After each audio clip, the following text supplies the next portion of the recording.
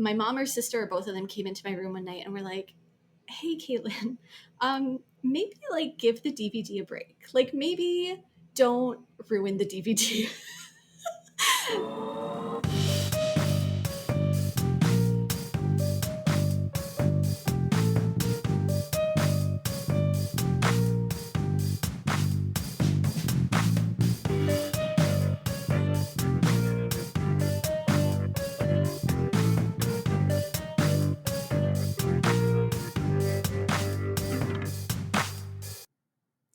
Welcome to What Haunts You, a podcast about the stories that haunt our dreams. You can find our episodes on Spotify and YouTube, or find us on Instagram at What Haunts You Pod. I'm your host, Carly, and today I am here with my friend Caitlin. So welcome, Caitlin. Do you want to tell everybody a little about yourself? Hello, thank you so much for having me. I'm so excited to be here. I also have a podcast. So we are podcast twins, kind of. It's called Watched It, and it's a TV podcast that I do with my friend Jackie. And you have been on this podcast just a couple months ago. We covered Russian Doll together, and it's genuinely one of my favorite discussions that I've ever had on the podcast. So thank you again for that. Yeah, that was really, that was on your podcast, but in podcasting, that was one of my favorite conversations that I've had too. I definitely recommend everyone go check it out. I also highly recommend the Good Place episode. I really did like I think that's my favorite one that I've listened to, and I obviously love that show. And then some of your Black Mirror ones were really interesting too. And obviously any of the episodes, but those are the ones that stand out to me. Yeah, thank you. Yeah, those are huge standouts for me too. The Good Place was like mind blowing a discussion that I had with my friend Zoe. So, yeah, doing the podcast has been super super fun, and I've been listening to yours. I will say already that I don't watch as much horror as a lot of people do, but I do really enjoy a lot of the episodes you put out. So I'm just really happy to be here. Yeah. So well, with that being said, do you want to talk a little bit about like your relationship to the genre, and maybe you can even say some things that you've liked from it, and then like some of the things that are not as much for you?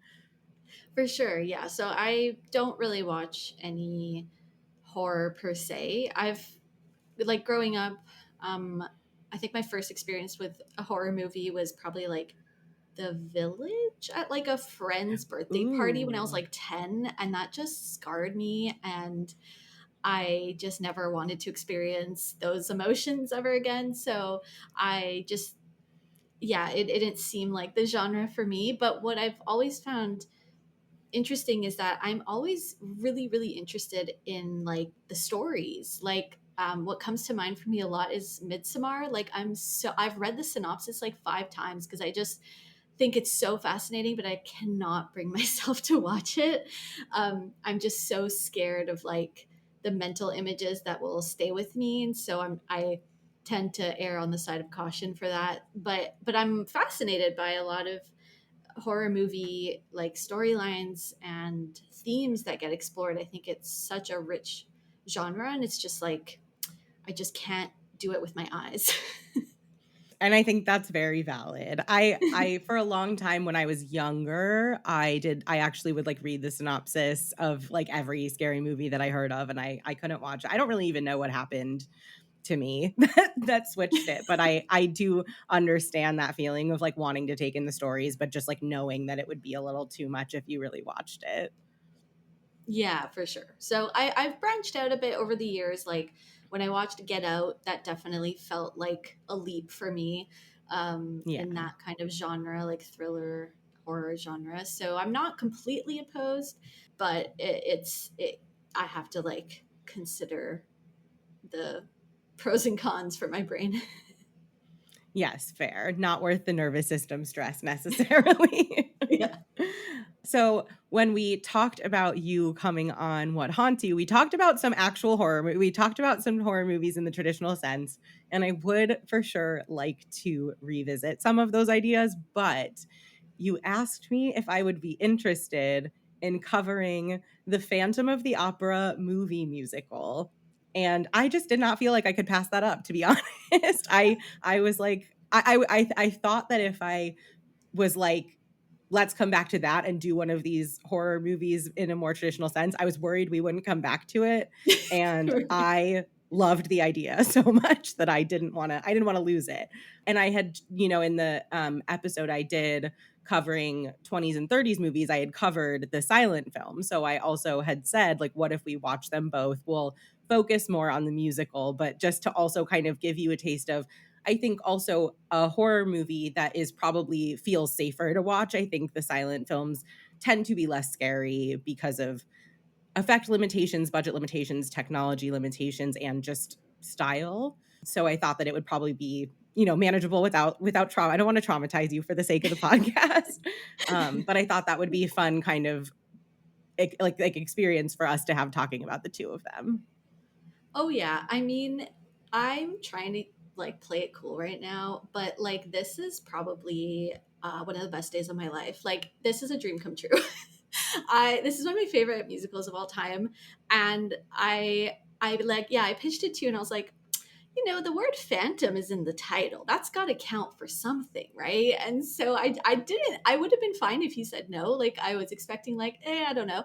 And you were like, yeah, let's do it. And I was like, oh my God, dream come true. This is amazing. So the fact that I can talk about this movie for more than like 2 minutes without annoying the person in front of me is just the best. So thank you. Yeah, absolutely. I'm very excited too, and one of my whole kind of things I think with horror is that like horror has its tentacles in so many things, and so this is very much like a like a horror-esque romance story. And I just feel like horror has its tentacles in everything, and that's why my thesis is kind of that everyone likes some of horror. Maybe like you might not like to be scared. I think like a lot of people don't like to be scared, which is valid because for a lot of people that's an unpleasant sensation. But I do think a lot of people like components of horror and don't really, I think you're open to that idea more than some people are, but I think a lot of people don't realize that it has its like little fingers in every pot. Absolutely. And I felt that for sure, like with the movie from the 20s. Like, yeah, I did find it somewhat scary. Not like I didn't have nightmares or anything, which I was kind of surprised Yeah. about. But it did feel like a horror movie. But it's more about, I think, like broader themes and like societal things where we're like who do we pitch as a monster? I think that's what makes this story of the Phantom of the Opera so fascinating. Because you're right, like the movie and then the musical, the tone is quite different. But Hmm. that those elements of someone is scaring you or haunting you are still there. So that's cool. Absolutely. And so the Phantom of the Opera started its journey, which there have been so many iterations and so many versions of this story, but it started its life as a book. I'm going to have you say the author's name because you will say it right. It is Gaston Leroux, Thank you. Thank you. I appreciate it. like Gaston from Beauty and the Beast. I felt confident about the first name, but I didn't feel confident about I think I would have said it not like totally butchered, but I wouldn't have gotten the actual like accent pronunciation down. But yeah, so it started as a book, and watching both of these movies made me pick up the book. So I am now reading the book, but I'm not done with it. But it's good so far. And I mean, you did a little bit of like research into the book. Do you want to talk a little bit about what you found? Yeah, for sure. So, what I thought was really interesting was that the story was first published in newspapers as like a serial story, essentially. And then it might have even been years after he finished that he made it into a book, or maybe it wasn't quite so long a time, but it was in newspapers first. And the author had this fascination with Edgar Allan Poe and Arthur Conan Doyle. And I think, like, having read that he was interested in those authors, like it completely makes sense when you then watch the movie, or I presume read the book or watch the musical. So I thought those were really interesting aspects of like the behind the scenes of the book. Yeah, for sure. And I think in both the movie and the musical, and I imagine in the book, but I haven't gotten this far in the book, there is like a serious homage to Mask of the Red Death. In this, like in the ball scene, in the masquerade scene, when the Phantom does show up like clad in red with kind of a death mask looking situation.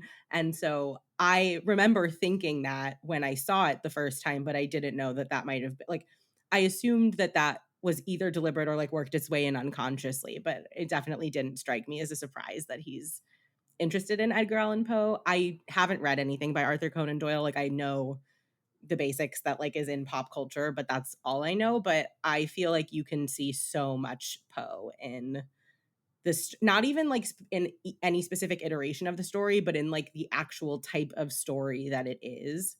And I love that. I just love that. Yeah, I do too. I've read a little bit of Poe and I love his style. I think taking those inspirations, like Gaston Leroux taking inspirations from those authors in particular, like is probably what made it so popular. Yeah, yeah, that makes sense because those are two really, really popular writers who are, I think, like very considered very groundbreaking in their respective genres. But so, like I said, I started reading the book. I'm not done with the book, but something that I do want to talk about from the book that I have already read is about the prologue. So, the prologue does what I would say is in epistolary novels or sometimes in other forms of literature, but also very commonly in horror movies, has a section that is designed to make you suspend reality and really believe that this is a real story that's being told. And so the prologue is titled Prologue, in which the author of this singular work informs the reader how he acquired the certainty that the opera ghost really existed, which is quite a title for a prologue on its face, but it presents this story of how this came to be. And so first he's saying it seemed to all be rumors and there wasn't any verification. And then it talks about how the author gained access to correspondence between Christine and, I'm not sure if it was the Phantom or just other people, but some sort of correspondence that corroborates pieces of the story, and then also obtained unrelated letters from Christine to compare them to in content, in like structure, and in handwriting. Like, so there's this whole kind of like case presentation that is implemented to really sell the story that's being told and to really put you in the mind space of like, no, this is a real thing that happened, which I love that as like a device, as like a literary or movie device. And I was surprised to see it here. That is so fun. And I guess that's the Arthur Conan Doyle influence, probably, right? Of like the Sherlock Holmes of it all. I think that's actually really interesting as well. And I guess in movie or musical form, maybe that's not quite as apparent, or that might be harder to transfer from the novel, but I think that spirit is still there, like some kind of recounting that happens in basically all of these iterations. Yeah, like there's a wrap around something. There's like some sort of kind of container that it gets put in to make it feel more real, more true. So, the 1925 movie, the silent film, Phantom of the Opera, I would love to, like, before we even get into specific notes, I just would love to hear what you thought of it, what your experience was like of watching it, and like how you responded to it. Yeah, so I committed somewhat of a crime. I just watched it on my computer. I could have put it on my TV screen and made it like a grander experience, but I didn't. But the first thing that I thought about was that the aspect ratio is really cool. And I'm not like a film expert or anything like that. I don't even know what the numbers of that ratio are, but it's more like almost like a vertical size. And I'm sure, I imagine that had to do with the physicality of like film at the time and all of that stuff. But I just thought that was interesting. I think it's just so rare to have that, to see that nowadays. So that was my first thing. And I think this might have been the first silent film I've ever watched. I'm like trying to think, but I really don't think I'd seen one before. Yeah, going through life, you see clips or you see kind of like caricatures of that in modern movies or TV shows. So of course I've seen like what that's supposed to look like, but it was just really interesting to see it for real. I think it was just a really beautiful movie, and like I said earlier, like it was kind of like scary, especially towards the end. I don't know how much we want to talk about, the things that happen yet, but just like the whole end part of the movie and the things that happened then were like pretty intense. I was very curious about how they would, like, what the Phantom's facial difference would be exactly. So that was an interesting. It was just an interesting, I guess, reveal, or I was just curious about that as the movie was going. So that was also interesting. Yeah, that makes sense. And there are a lot of movies that existed as silent films and then became like whatever talkies, like we just call them movies, right? But like the transition term was talkies. And I think there's an added layer of like depth of just being interesting that this was a silent, I mean, it was a lot of things. It wasn't just these two things, but that we have a silent film version of it and then a musical version of it. Those seem so like opposed in some way, but also I do feel like there are a lot of differences. There are a lot of plot differences. There are a lot of difference in what stuff gets emphasized, right? Like even where the plots are the same, there's like certain things are given more time and more room to breathe in each one. But you can see like the DNA of the silent film in the musical for sure, which I think is really, really fascinating too. Absolutely. In fact, the music must have been a direct inspiration for Andrew Lloyd Webber, who wrote the music for the musical, and that's something I definitely was excited to think about as I started watching the silent film. And you hear it basically from the beginning. So not only is the organ playing the essentially the theme of the movie, which he keeps as an instrument for the musical, but in this theme that comes up a few times in the movie, you get this downwards chromatic thing, which is basically the exact little like phrase that is used in the infamous Phantom of the Opera title song and all of that. So immediately when I heard that little descending thing, I was like, well, yeah, of course he took that from this movie in a good way. It's not like considered stealing or anything. Like that makes complete sense that he, I'm assuming, would have had inspiration from this movie. Yeah, for sure. And I felt kind of like how you were talking about the aspect ratio and being like, I don't really know how to verbalize this exactly, but it was interesting. That's how I felt about the overlap between the music. So I love that you were able to kind of explain it a little bit, a little bit better than I could have, because you can hear it. You really can hear it. The music is beautiful. I mean, the score is really, really good. It's really emotive. It's very intense and like at parts really gets your heart rate up. Like I think the music does a good job of, when we watch movies today, there is often like a combination of music and just sound design. And in silent films, it's much more just like it's much more just about music. And I feel like the music does such a shockingly good job of achieving what usually is now done with sound design in really setting the tone, in getting under your skin at different times and really kind of communicating what is the emotional state of the room. Like what is the emotional state of the scene that we're watching and the people in it. And I just thought it did it beautifully. Absolutely. And I didn't even consider that. You're so right about sound design and sound effects. I didn't notice that that's kind of missing or just not a thing in this silent movie. And like, I think the movie could have worked with more maybe stereotypical old school horror movie music. But like you said, it's actually very intricate. It's actually extremely beautifully composed and thought about. So I love that a lot of the elements were kept for the musical.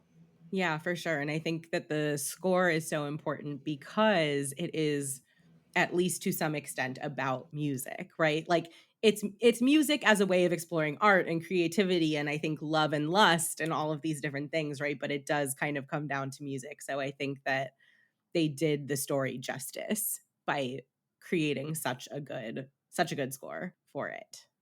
So one of the big differences that I want to kind of talk about between the movie and the silent movie and the musical is the treatment of Christine as a character or like kind of as a non-character in the silent film, which I think is not uncommon for older movies, but like the just the differences in how much time we spend with her and the shift from kind of a like more of a third person perspective, I think, in the silent film where there's kind of not a clear main character. Like she is the main character, but it's a little bit ambiguous that she's the main character, and I think in the musical it does feel like we are following her around. Even when we're seeing other stuff that's happening with other people, it feels like the story is revolving around her in a way that the silent movie kind of misses a little bit. I agree with that. Yeah. And I mean, my experience in my life is heavily more about the musical, of course, but I know that it's like considered a dream role for so many people who are in musical theater. It's like one of those big female roles that so many people want to play. I think a lot of it has to do with the beautiful music, but you know, she is such a central figure in the musical. And I agree that in the film, I think we don't even see her like very early on at all. So it's that's an interesting comparison. I think in both cases, she's that kind of typical ingenue character, ingenue role, which she's also is in the story, funny enough, where especially in the movie, but in the musical too, like she's often like doesn't really know what to do, or she wants Raoul or whoever to save her, and we get a lot of that kind of language with Christine's character. So I find that aspect interesting to analyze, where I think physically, like so many people, I can understand why they want to play this role and what it can bring to them, especially musically. But I, you know, the musical was made in the 80s. At this point, you can see what has become dated. And I think it is that aspect of this female main character who's like, what shall I do? You know, like, It always makes me think of the I don't know where she gave this speech, but there's like that Reese Witherspoon speech where she's talking about how like every female character in every movie of every genre has a moment where they look at a man and say, "What are we going to do?" And like that is not how women behave. 100%. Yeah, and so it does have that kind of energy. But I also think it's kind of interesting because while she is less fleshed out in the silent film and while she is less dynamic of a character, she's also a lot less how do I say this? She also doesn't seem to be having quite the same level of focus on the men. There is a focus on the men, but it does seem like her career is maybe more important in the silent film than in the musical, which is a little surprising to me because it does set up this sort of like love triangle situation, but ultimately it feels like she is choosing the opera by way of the Phantom rather than choosing the Phantom by way of opera. I love that dichotomy. Yeah. Yeah, and I think that's interesting because I mean, you think about the idea of like the Bechdel test, which obviously these neither of these pass, but I didn't even think to think of that test because right, I'm right. sure my subconscious was like absolute fail from the get go. There's literally no point because if it's not one of the men, then it's like about her dead father, right? Like it's kind of like the most typical 100%. version of that. But it is interesting, right? That like we see kind of movie progress in the context of like how much of their life revolves around the men in their life. And it is interesting to me that in this older version of the movie, it does seem less about romance and less about those interpersonal elements. Yeah, that is very true. There's a line that the Phantom tells Christine in the movie. He says, "You must forget all worldly things and think only of your career and your master." And even earlier in the movie, when she's talking to Raoul, she tells him like, "You have to forget about our love. Like, I'm going to focus on the opera." I don't think we get that. We don't really get that in the musical. You're right. But what this really reminded me of, especially when the Phantom tells Christine that line, it reminds me of the film The Red Shoes, which I'm assuming you've seen. I actually haven't seen it. So can you and you No can way. and you can spoil things that so I guess spoiler alert for that. But like you can spoil things if you need to spoil things. I love looking at the way films influence each other. So like I would love to hear what you noticed about that. Yeah. Well, I can't remember the year that this movie came out, but certainly it came out later than The Phantom of the Opera. But it's kind of similar, actually. You have this central female character who's a ballerina instead of a singer, and she has the person who runs the ballet company, who's this very impending figure. I don't know if that's the right word, but he's very like imposing, and he's upset at the beginning of the movie when the prima ballerina wants to or is getting married, and it's like completely assumed that that means she will not be dancing anymore.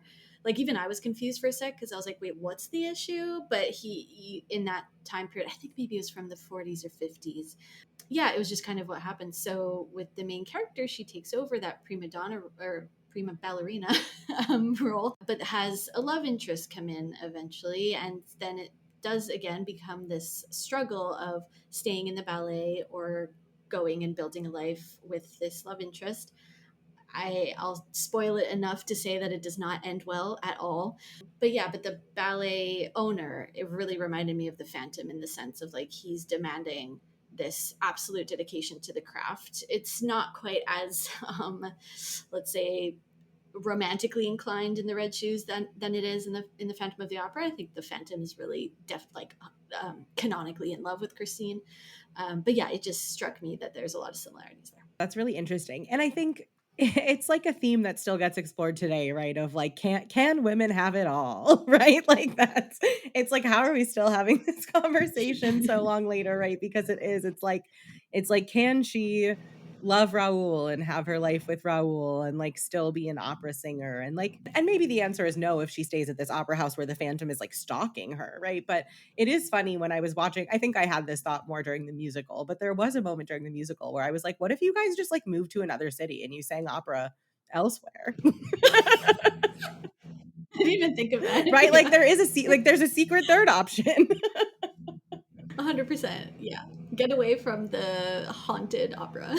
Yeah, but I do think that that is part of it, right? I think we could talk about this more, I think, like once we get into the plot of the musical, but I do think there is some element of the addiction of toxic love in here, right? Of like her kind of wanting to be rid of it, but not wanting to be rid of it at the same time. So I think there's like a whole complicated mess of why that doesn't happen, but it is funny that like that's not touched as an option, right? It's just it feels very much like choosing between these only two possible things when there's kind of a whole world of other ways to go. Yeah, and I think that's probably why I would assume you cannot set this story in like the modern day. I just don't think it would really work for a lot of reasons, but I think that's a big one.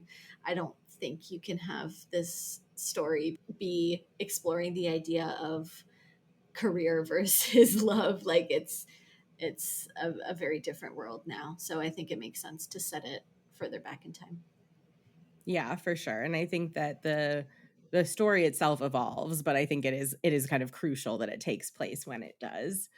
I'm curious what you thought about the mask in this movie because I find the mask in this movie quite scary. It's like really uncanny valley. I don't really find the Phantom particularly scary looking in the musical, but I do find him quite scary looking in the silent film. So I'm curious what you think about that. Yeah, that was one of the first things I noticed is that this mask covers the top half of his face rather than the side of his face, which is like the very famous iconography of the musical. You can just see a white half face vertical mask, and you know that's meant to represent the Phantom of the Opera. So that's already a very interesting difference. It's the now it's like a horizontal mask.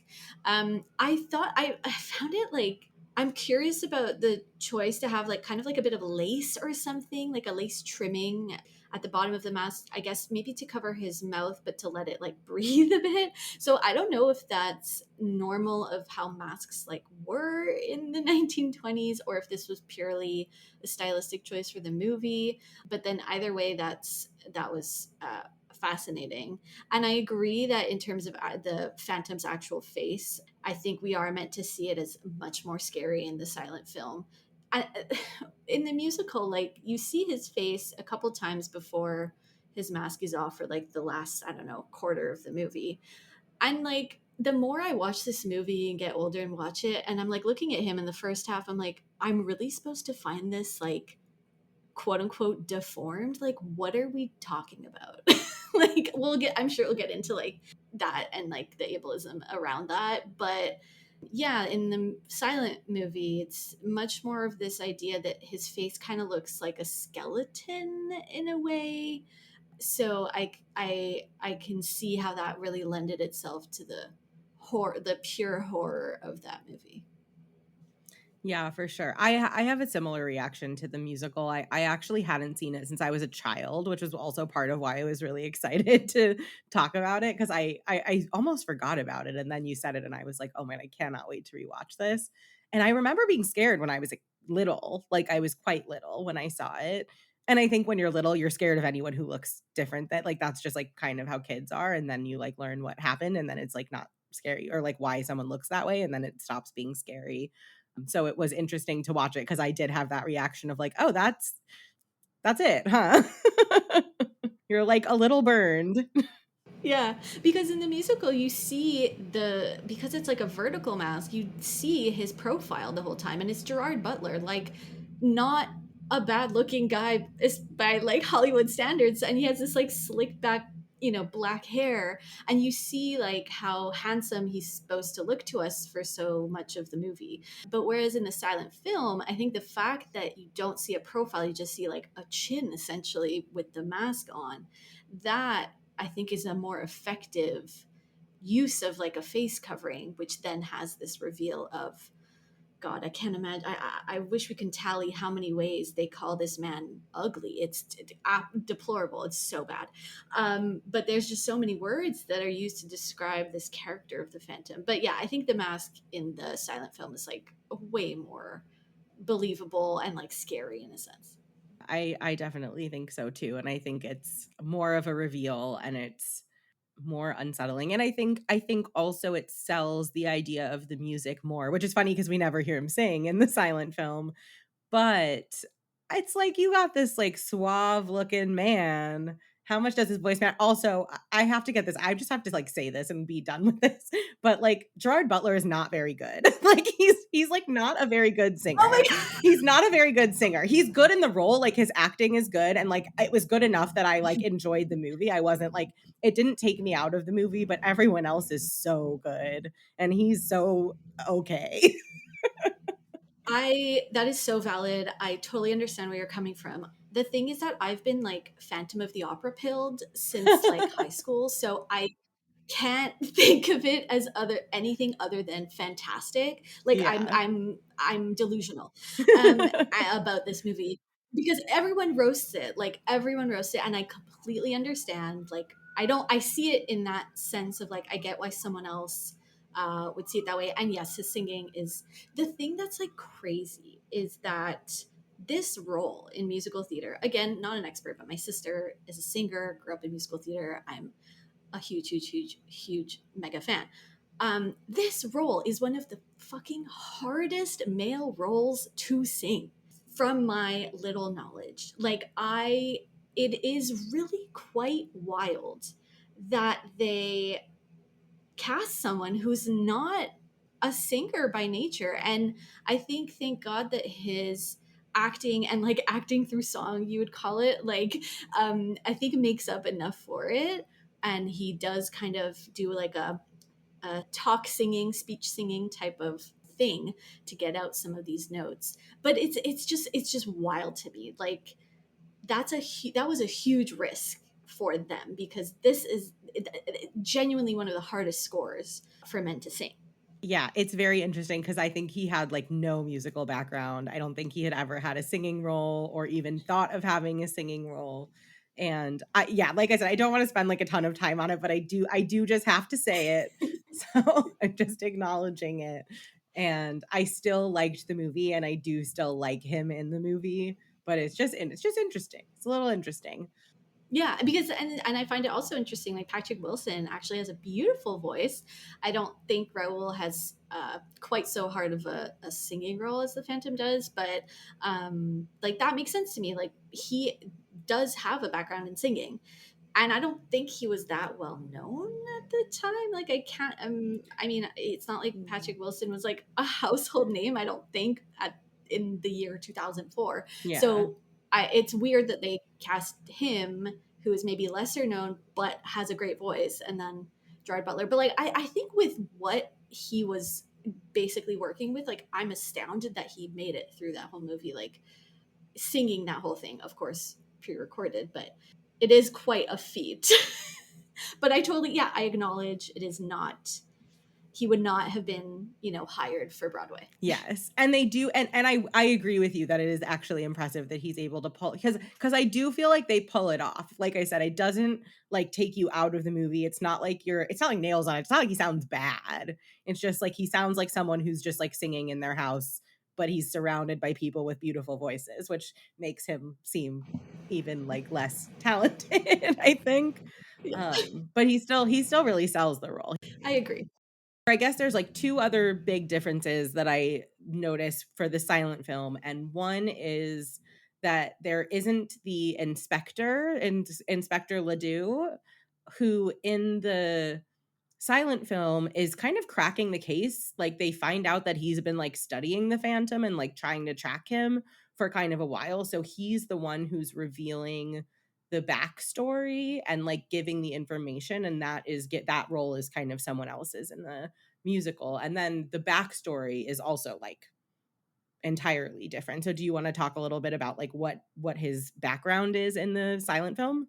Yeah, it's very interesting and specific, and I think we both are going to piece together what to make of it. But yeah, so this Inspector Ledoux is interesting. Like you said, he's not in the musical, and we find out that the Phantom is actually called Eric with a K, which I think is like more chic. I like it.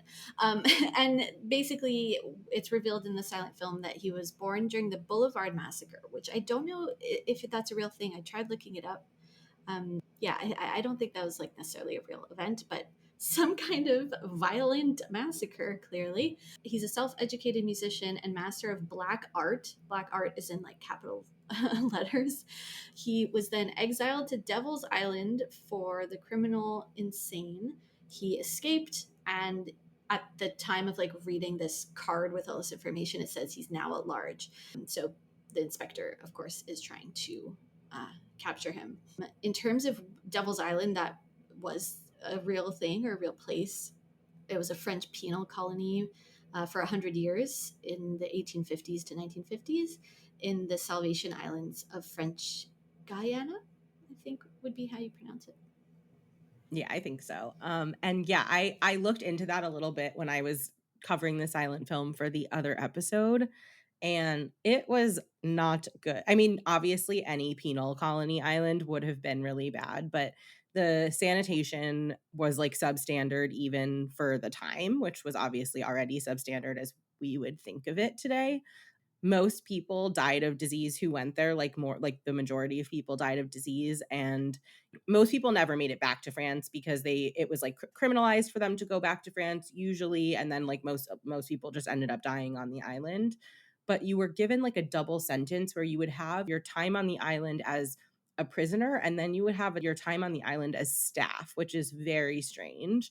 And being somewhere where there are a lot of like bug related diseases, like diseases transmitted by the bugs of the area, the longer you're there, the more likely you are to come across one of those illnesses. So it really kind of like set people up to just go there to die, essentially. So it was a very rough place. Most people didn't make it back. There are a few documented escapes from the island, but some of the accounts are likely inaccurate or just like falsified altogether. It seems like some of them are probably true, but probably not all of them. So you have to imagine it was like a feat for him to get back to France from there. And then also, I think that bolsters the hiding component of the Phantom, right? It makes a little bit more sense in a practical way that he would be hiding like in the bowels of the opera, right? Because he is hiding from the inspector, hiding from his sentence. Yeah, that actually does make a lot of sense. Ledoux also mentions that the Phantom was confined to torture chambers during the Second Revolution. But that's like all he says, I think, is like torture chambers. And so he's, like you mentioned, like being on that island must have already been torture enough. And then seemingly maybe somewhere else got tortured again. So his story in any iteration is very, very tragic, no matter how you spin it. You have to feel empathy for that, for what his life was like, at least up until the story begins. But what I think is interesting to think about and reflect on is then like how the silent film portrays him until the end of the movie. And I don't think we're meant to feel so bad for him. And then I don't know how to feel about that as like on like a meta level, right? Like, why did the writers want us to probably root for his death? Yeah, and I think even with the level of tragedy embedded in his backstory, it's kind of like yada yada over in the movie. Like, right, we don't really spend much time with it. We don't see the Phantom engage with the story even really. Like we hear it right from the inspector, so there's like a detachment there. So it's if you don't decide to think about it, it's easy to just be like, "Oh, yeah, he's just, like, some bad dude who was, like, in jail," right? Like, I think it's easy to gloss over, but if you think about it for more than 2 minutes, it, like, becomes very apparent that this is, like, a highly, heavily traumatized individual. Oh yeah, like absolutely. Um, there's some quotes that I found interesting that the Phantom says. I think both to Christine, but I can't remember.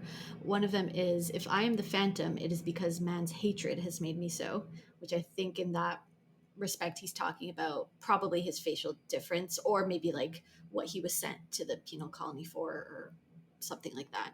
And then he also says, "I am human like other men. I will not be cheated of my happiness," in the context of wanting to be with Christine and have love in his life, essentially. So acknowledging that he's been made into this quote unquote phantom, this ghost, this monster, but he knows deep down, like, no, I'm still a human being. I'm not acting very nice right now. I don't know if he acknowledges that, but he's not acting so nice to Christine. But it's true. Like, he is still a human being, even though he's not being treated like that. And yes, deserves happiness, but of course the way of going about it is maybe not the best. Yeah, he has big time nice guy syndrome, right? Like So true. he's like, "I taught you Yeah, music and you don't even love me." I never thought about it that way, and you are so correct. Right, like, it's That's so painful. it's like the template.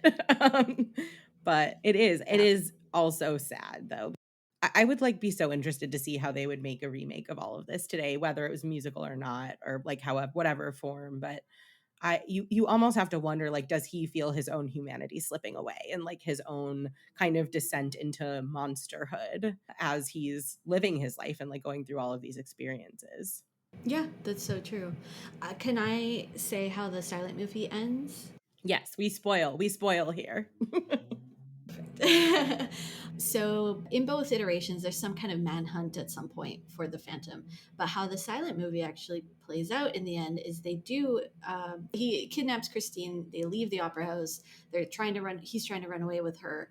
The mob catches up basically, and he's at the edge of the Seine River, and the mob is there, but he pretends that he has something in his hand because one of the things he's apparently known for is some kind of magic, which I think again is through like most of the iterations of this story.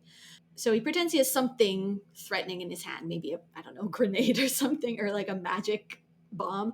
And so the mob kind of stops and is, doesn't want to approach him. But then it's this really beautiful shot actually of him like opening his hand to reveal that there's nothing in fact inside, which is letting us as a viewer know that he knows what's about to happen to him. He's revealing like, "Yep, I have no tricks. I know you're about to kill me. I guess let's get the party started." And they beat him and then throw him in the river, presumably, pretty much canonically to his death. But just for that iteration. So in the novel, pretty sure, and in the musical, he does not die, certainly not by the mob. And so I found that highly, highly interesting that the movie ends that way. The musical ends almost completely differently. So I was curious how you thought about that. That's a huge difference, really. Yeah, and I kind of go back and forth on which I like better. I think that what is true for both is that he hits a sacrifice point where he understands that like he is going to have to just kind of give up. And it like looks different in the two versions, but I think that's the through line. And I sort of in my mind am like, well, maybe he lived, like maybe he got away. I don't know. But I also think that at the time he had to die. Like that was just how movies worked. You know what I mean? And so I wonder how much of it was really engaging with the story and like thinking about this change in like a larger artistic and creative way versus you have to kill your monsters. That's what people are there to see. And so yeah, I'm curious how much of it was like really deliberate and intentional versus just kind of following the monster template and like you kill your monster at the end of your monster movie. And then they like come back half the time. But you know, Right. that is kind of the way it goes. That no, that makes sense to me, especially for the time. It's the 1920s. Like, if you're gonna have a monster, you're gonna make it like kind of a pure, not that nuanced monster. I think from just general knowledge, I think he probably is much more of a nuanced, quote unquote, evil character than a lot of other movies or horror movies from the past, like film history.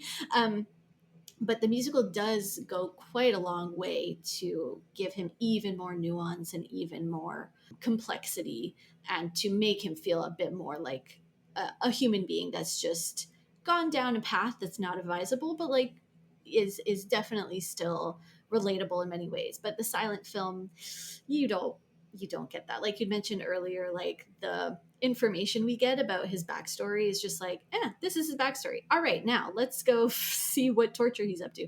And yeah, we don't really get any redemption from him. Like, I don't think there's much change necessarily. Maybe when he decides to save Raoul, and I forget who Raoul's, who Raoul's with in the film when they're like in the mirrors and His the water and all brother. of that. Yeah. His brother, right? But again, that was for Christine. That's because Christine asked him to do that. So yeah, by the end of the film, I don't think we get that much complexity from him. I think you're right. I think it is probably like he's a monster. We have to kill the monster. Should we get into the musical weeds now?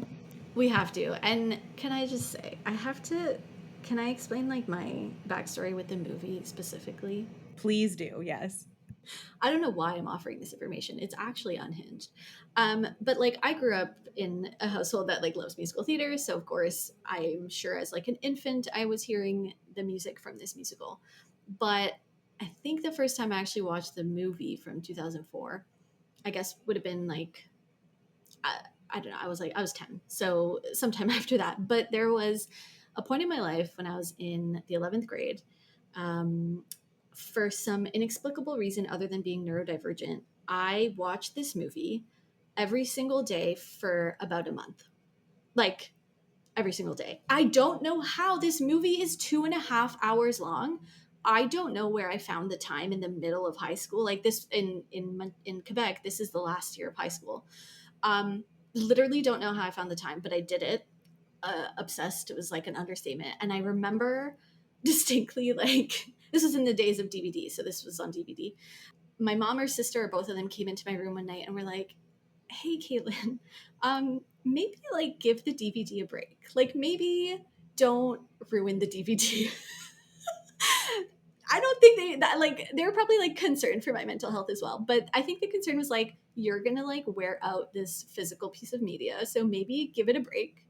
And then I did, and since then I've watched it like a plethora of times. But yeah, I've probably seen this movie like 40 times, I guess, at least. Yeah, I did that with Hamilton when like the Disney streaming situation happened. So I definitely understand the feelings that you were probably having. And this is a total sidetrack and I'm not going to go all the way down this rabbit hole, but I watched Hairspray last night, the movie, for the first time in like however long, and I was so flooded with dopamine that I fear it's about to become a thing. Yeah, the musical or like the original movie? The musical. I actually haven't seen I should watch the original movie, but no, the musical, and I was watching it with a friend who had never seen it, and I was like, "Oh, no. I am overcome with good chemicals in my brain, so I'm gonna have to wring those out until there's none left." Fully understand. Hairspray is an incredible musical. I think it's also one of the best movie musicals. So I endorse this. I'm sorry, I can't help.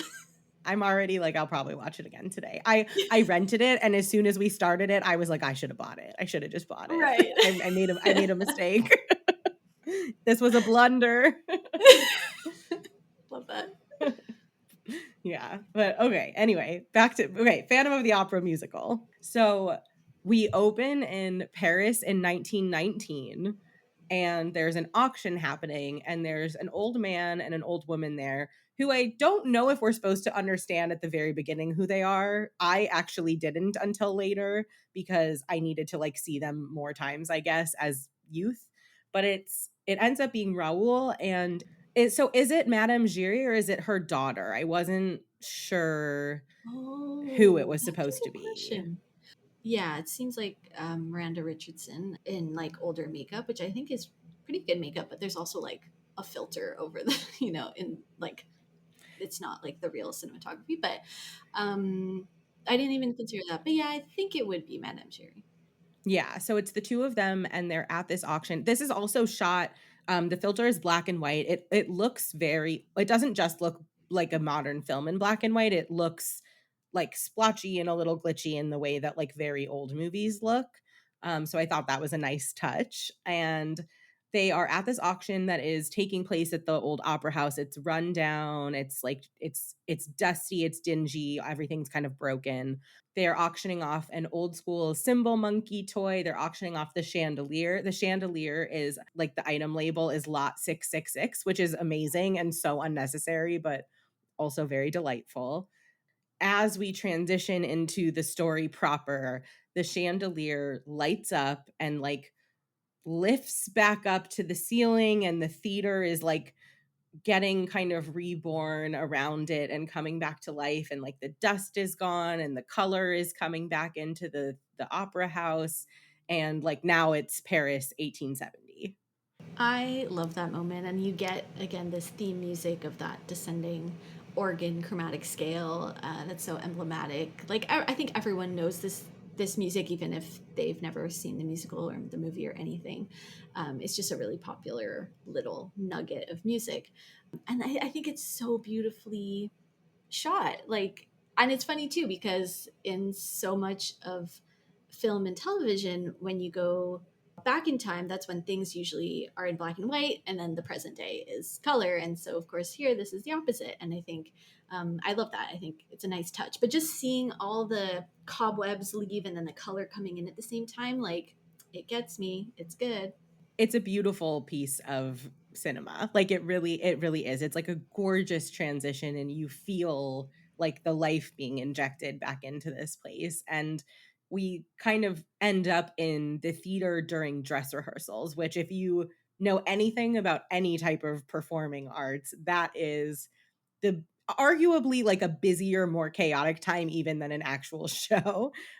Less people, obviously, like without an audience being there, but I think for the people in the show, often much more chaotic. Everyone is really running around and trying to like finalize everything. So we go from it being totally dead and like neglected to probably it being the most alive that it could possibly be, which is also a really like such a big and interesting distinction. And so the owner of the opera house is retiring. And so he's introducing the two new owners of the opera house to everyone. And we're meeting our cast of characters like around this time. So we're meeting Carlotta, who is like the prima donna, like the which is just like the lead in an opera. We're meeting Christine, who's like a chorus girl essentially. We eventually meet Raoul because he shows up at the opera, and Christine recognizes him, but he doesn't. I don't know that he doesn't recognize her. He doesn't really see her at first. And we are kind of learning background. So we're learning about Christine and how she was orphaned. She's the daughter of like a famous violin player, I believe. And she was taken by Madame Giry to the opera house and like has basically been there since. Yeah, I do just want to shout out Minnie Driver, who plays Carlotta. I don't know, like, I'm going to say role of a lifetime.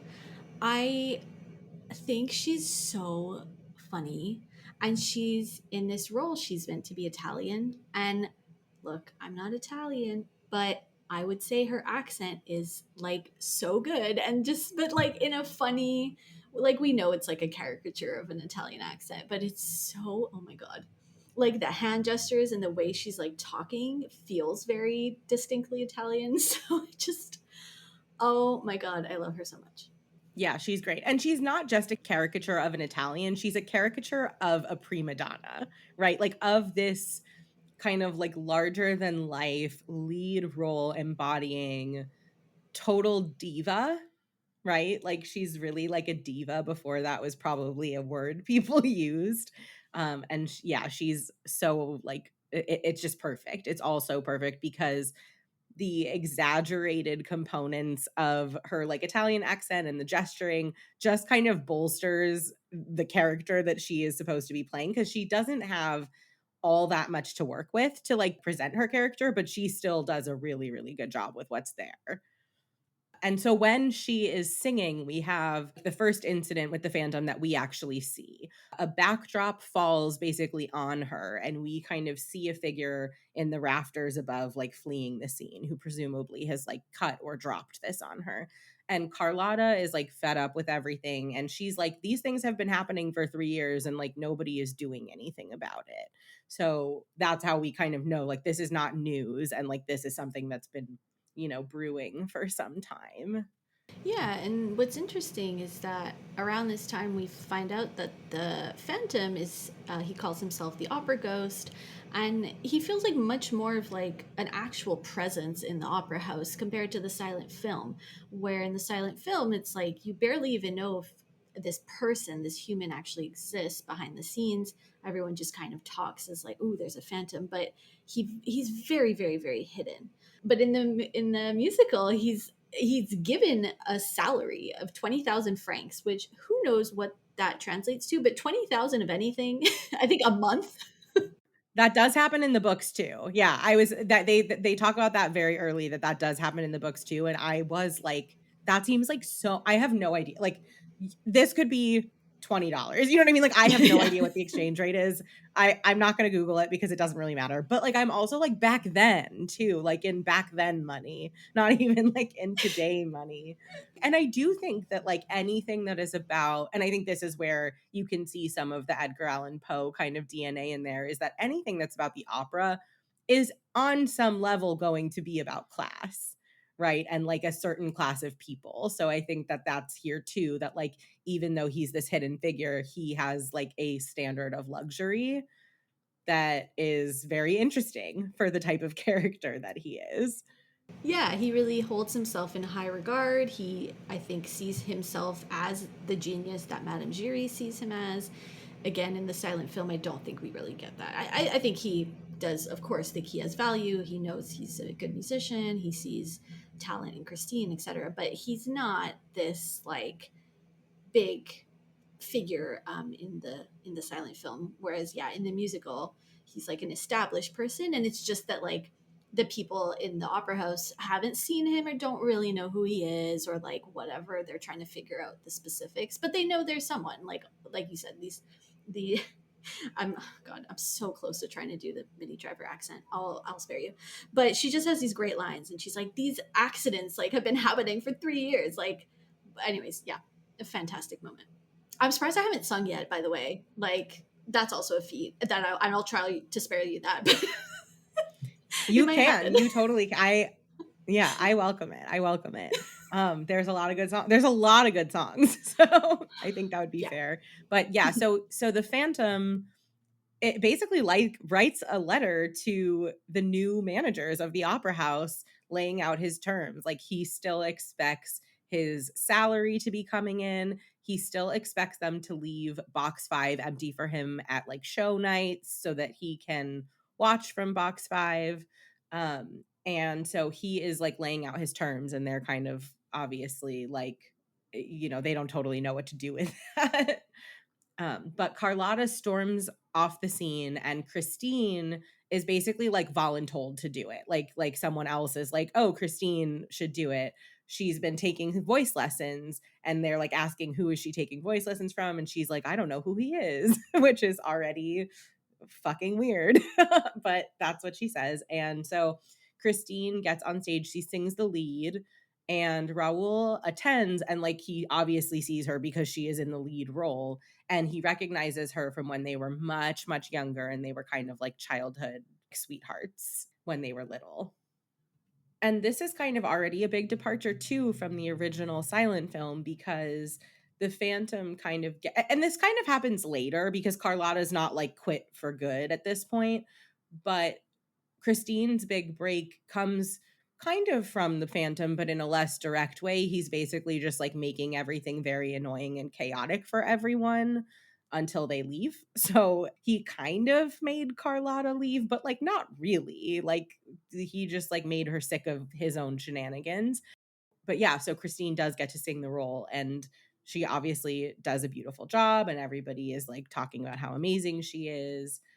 I will say also that, like, while I understand the Gerard Butler slander in terms of voice and singing, I cannot stand for the Emmy Rossum slander. I get it. Look, she was like 18 first of all, which is wild. But and so I get that her voice was maybe not actually like super mature or refined or whatever. But I think it's lovely. And so that's a line in the sand I'm going to draw for people, is that I actually genuinely think she does a great job in this movie. I do too, and I think she has like a youth and innocence about her that is like necessary for the character. I love Sarah Brightman, like obviously, and I kind of think she's like too good for this role. Right. Like only in that she is so powerful and like so perfect sounding in a way that is almost like hard to take in sometimes. Like it's like, how do you sound like that? And that wouldn't make sense for this like timid young girl who's never been in the lead, who has a beautiful voice but doesn't maybe really know how to wield it with like full power yet. So I have literally zero criticism for her Sweet. as Great. Christine. Yeah, I'm in agreement with you on that. I think she did a really good job. Especially because I think her voice actually does kind of mature throughout the story, and her voice, especially like by the song "The Point of No Return," she has these really low notes and all that, and it does sound like fleshed out compared to the first song she sings, "Think of Me." Like you said, she is meant to be like really nervous, and it's not meant to be super like confident yet. So again, it's this kind of acting through song and making sure that how you're singing reflects what your character is going through. I think she nailed that. I totally agree. You can feel her power building in her voice throughout the whole thing, which is like, and maybe it's a coincidence. Maybe those were easier songs for her, whatever. I don't really care, but it works well for the plot, which I do like. So after her performance, we see her in the basement. She's lighting a candle. She like goes down there to light candles for her father. We have this like kind of fun thing of her friend is calling for her, but the Phantom is also calling for her. So we hear both of them calling her name. He does not show up, presumably because her friend was looking for her, I would imagine. And Christine tells her friend about this angel of music that has been protecting her and teaching her to sing and has kind of always been around, but also that like deeply frightens her, that she's very scared of him. And she's kind of confiding in her friend about that. And then after that, Raul goes to Christine after the show and he wants to like take her on a date, kind of. And in my notes, I said, she's like, no, daddy is strict, lol. But my notes are ridiculous, which I hope you got a kick out of when I you read love them. them. No, it's good. But he wants to take her out, and she doesn't literally say daddy is strict, obviously, but she basically says like, I'm not able to do that. You're gonna have like that can't happen. And then really shortly after that, we finally see the Phantom for real. And this moment is interesting because this is another big difference between, I think, the 25 silent film and this musical. Is in the silent film, when we first see the Phantom, she is horrified. Like she is not, there's no respect underlying it. There's no like beauty underlying the moment.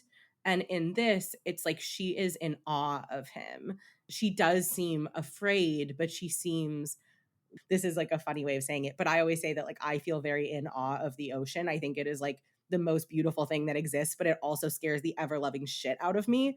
And I feel like that's like the energy that she has towards him, where she is really afraid of him, but like so impressed and like deeply respects him and has this like love, maybe lust. It's not totally clear, but like has this like attraction to him.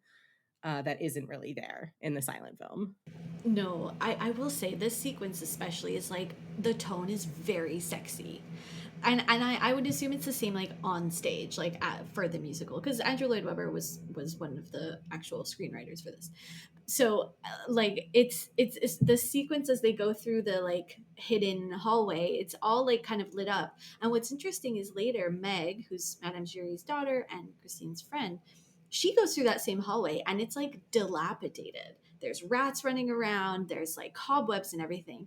And I actually only noticed that, I think, on this rewatch, which is kind of crazy. But I think what that lends me to think about is like when Christine and the Phantom are going through it, she's all like glammed up. Her hair is like 10 times curlier than it just was. Love it. I think it's this thing of like in her mind, this hallway is super glammed up as well, you know. And she's like you said, she's seeing this figure. It's so unclear whether she just thinks it's like a quote unquote angel of music sent to her by her father, or if she really thinks that maybe it's like her father reincarnated. It's not totally clear. There are moments in this sequence, which is the Phantom of the Opera song, and then eventually the Music of the Night song, that are very sensual. And so in my head, I'm like, at what point, what's going on in Christine's head? Because we know the Phantom really likes her. That's one thing. Like, where's the father in all of this? Is she okay? I think it is very ambiguous in the movie, and I don't think this is canonically a thing, but I'm gonna say that I choose to believe she does not think this is her father in any sort of meaningful way, Yeah, because I simply let's go with that, I please. simply can't. I don't know why, like, I mean, this is coming from someone who's obsessed with flowers in the attic, so, like, I don't know why this is, like, a thing for me with this movie, but I'm really choosing to say that she's not relating those things to each other, in that way. Yeah, it does seem later on she does invoke this idea of like an angel of music has been sent to her by her father. So yes, Yes. please Yes. let's do that. We can go with that. We can go with that version of things. But yes, it's very sensual, very seductive. It's very dreamlike. And I think like what you said about like her mind creating this beautiful version of what is happening when what is happening is maybe a lot less beautiful. But it is it's just like eye candy. They're in the water, the chandeliers are rising out of the water, which makes literally no sense, but that like makes it so much better that it makes no sense. They're singing together and he's like, sing for me, and she's hitting like higher and higher notes as he keeps being like, sing for me. It's so sexy and it's so intimate, and I just like that whole sequence of the Phantom of the Opera song into the Music of the Night song is just like, I think is my favorite sequence of the movie, like of the musical. It's so good. It like gives me chills. Because it's also there's like a rock influence. Andrew Lloyd Webber made several rock operas, when Jesus Christ Superstar, Evita, even. And while this is maybe a more traditional opera musical theater score, you have like drums, like a drum set and bass and electric guitar, and like you have is in the Phantom of the Opera song. It's kind of like a rock song in such a different way than you might think a rock song would be, but it's very Andrew Lloyd Webber. And he is like a rock star. Like I think I honestly, this hadn't occurred to me, but like the Phantom is so much like a rock star. That's so true. And it's so Yeah. much like this young girl and this rock star, right? Like that is kind of the type of energy that the sequence has. Like he's bringing her into his world and like showing her how things are there. It just like has that vibe. A lot of this sequence plays on the way that music is very seductive, even if we kind of take the, I guess, like sexual and sensual element out of the word seduction. Like it is meant to like grab you by your soul and your body, right? It moves you emotionally, it moves you physically. Like, right, if you hear a good song, you're gonna move to it, even if it's gentle, right? Like it's going to have this deep kind of profound effect on you. So music is really seductive. And so there's this kind of weaving of music and seduction that is like through the whole through the whole story that I really love. Yeah, and music clearly means so much to Christine, from her father having been a musician. Now she doesn't have him, but she's been surrounded by music being in the opera house. So even though she's very young, her whole life is music. And for the Phantom, that's basically the same for him. And I think that's probably what he saw in her, anyways, in the beginning is, oh, this poor little girl who doesn't seem to have a family anymore. She's been brought to this opera house. She clearly has some talent. Let me guide her, groom, maybe. I don't know. Yeah. But Yeah. like, let me be that influence for her. And the music of the night, oh my god, one of my favorite songs for sure. Like, it's so beautiful. There is that funny moment towards the end of the song where Christine, or I don't know if the Phantom like opens his, I guess, like bedroom to her or whatever, or she just goes in it, but she sees this essentially like wax figure of her. Is she in a wedding dress already at that point in the wax figure? Yeah, the wax figure is wearing the wedding dress, which is alarming. So ugh. Yeah, that's extra. Like, I know I'm a lot as a person, but like, that's too much. Yeah. And she faints because she's like, what the fuck? What I think is really cool to compare this moment to actually is the silent film, because that is not what's in his bedroom in the silent film. What's there is actually a coffin. And he tells Christine in the silent film that it's to remind him of death, so that every night he goes in this coffin to be like, I guess, reminded, yeah, of the impending nature of death. And he doesn't necessarily elaborate too much, but yeah, the fact that then in the musical it's actually like, no, like the Phantom is just really really focused on Christine, and that's all he thinks about, and he's made this figure of her, and it's, yeah, extremely creepy. Yeah, this is so I saw you would hate this movie. Don't see it, but I'm going to say this anyway. Nothing I'm going to say is going to be scary, but you'll just don't see the movie. I saw 28 years later yesterday. There's like a scene. I won't get too far into it, but there's like a scene where he's talking about like the concept of like memento mori, and like how we remember that we die, we remember that we must die, and afterwards he also says, I'm going to butcher this. It's like memento amor. Like it's not amor, but like it's whatever the Latin would be for love. And he's like, we remember that we must die, but we also remember that we must love. And I'm just like thinking about that in the context of this kind of toxic love for Christine and the reminders of death all around. And I actually do think that the reminders of death are kind of still there in the musical, but just in it just like looks different. This kind of marriage that I think exists in a lot of media between like love and death. Yeah, absolutely. And I think it's just also like somewhat of an escape for him. He's essentially confined to his lair, and once he's spent maybe a decade now or so like fixating on Christine and teaching her and everything, and maybe it's a way for him to not to shift his focus, instead of being like, oh, I'm this terrible creature stuck downstairs or whatever.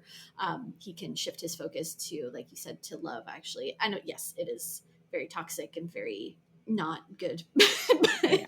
but I get it from his perspective. It's in a way it does have a purity to it, I think, or at least I feel like the story posits a purity, in the sense that Christine is the kind of opposite of the Phantom. She's supposed to be this young, virginal, pure. I'm all of this is in quotation marks. Like, Yes. white, of course, because old stories and racism and all of that. So she's the embodiment of this like perfect human being, in the comparison to the Phantom, who, the main difference, of course, is his face, but he's this outcast. And anyway, so I think for him, it's like he sees this, again, quote unquote, pure woman, and maybe chooses to focus his attention there to like what he considers to be the light, maybe. That makes a lot of sense, and it's like something to shift his perspective and shift his focus. So this whole sequence is happening. He puts her in the bed and like she's down there. And then after she wakes up, she kind of sneaks up. And this is when she removes his mask and we get the reveal of his face that is, like we said, supposed to be incredibly disturbing and alarming, but like really is not, I think. He seems to have like burns on like the top quarter of it, like it's really one side on the top half, so it's not even like that much of his face really. And that is the big reveal. And they do a thing, I don't know if you noticed it to this, but they do a thing with the lighting in the scene where they shine like what appears to be like a very warm colored light, maybe even like a reddish tint light on the part of his face that is deformed to kind of like exaggerate it, which is kind of like also interesting and like weird. But I know you have like, I don't know, like if you want to have like what your the rest of your thoughts about what he looks like are. Yeah, I think also like we don't see the full extent of his face in that moment. We see it at the end and the point of no return. So yeah, like it's like a face reveal, but only like partially. And so we're I feel like as a viewer, you're taken aback as to like why Christine has such a big reaction, but then the Phantom has like a ginormously outsized reaction to this. But at the same time, this is the crux of the story is how he feels about his face. But he's super basically abusive to her right away, kind of knocks her over, gets very angry, says a slew of calls her like Pandora and like all these like crazy terms and whatever. But I think Christine already is having these thoughts of like, oh, it's not like that bad. Like, why is he so upset? I think it's is it at that moment he brings her back to the world above. I do think that that's like where she kind of goes back and we kind of resume with the rest of the opera house. But yes, he has this big outlandish response, and that increases Christine's fear, not necessarily of his face, but just of him. Right. So she is actually, you could imagine a world where maybe she's never seen somebody who looks like this. I don't know if France had this, but like, the US had like ugly laws about like the visibility of people with physical differences. I think that it would be scary if you had never seen anybody who looked like that before. I do think I have space for the idea that like that would be scary if you didn't understand and like when you initially saw it. So you could imagine a version of this exchange where she has that initial shock reaction and then is like, but I know this person and like this is fine. And like you're still the person that has been teaching me music and I still know you and like we still have this relationship and whatever. But because he is lashing out at her, instead, she goes from a little bit shocked to much, much more scared because of his like increasing aggression. So I think that's a really important thing. Like her biggest reaction in this scene is not really about what he looks like, it's about how he is suddenly treating her. Yeah, absolutely. Can I explain the next section of the musical? Because there's a line that I love so much. Totally. Yes. So the Phantom sends many of the characters a letter explaining what he wants out of each of them or like warning them of things. So the new owners get a letter, Raoul gets a note, I think Carlotta gets a note. They all get a note. And I don't know if that part of the musical has a name to it because it's not really a song. So when Raoul gets the note, he thinks it's the owners that sent it to him. So one of the owners goes, like he's trying to rhyme from the previous line in the musical. So he says, "And what is it that we're meant to have wrote?" Written, because he knows that you don't say wrote in that way. But it reminded me of in Wicked in Popular, where Glinda goes, she's also trying to rhyme. So she says, "There's nothing that can stop you from becoming popular." Lar.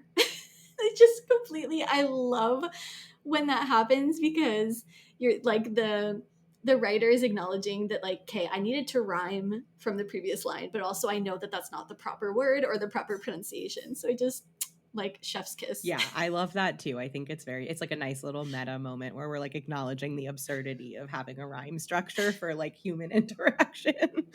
Yes, I Exactly. love it. But yeah, so he's writing everybody's letters.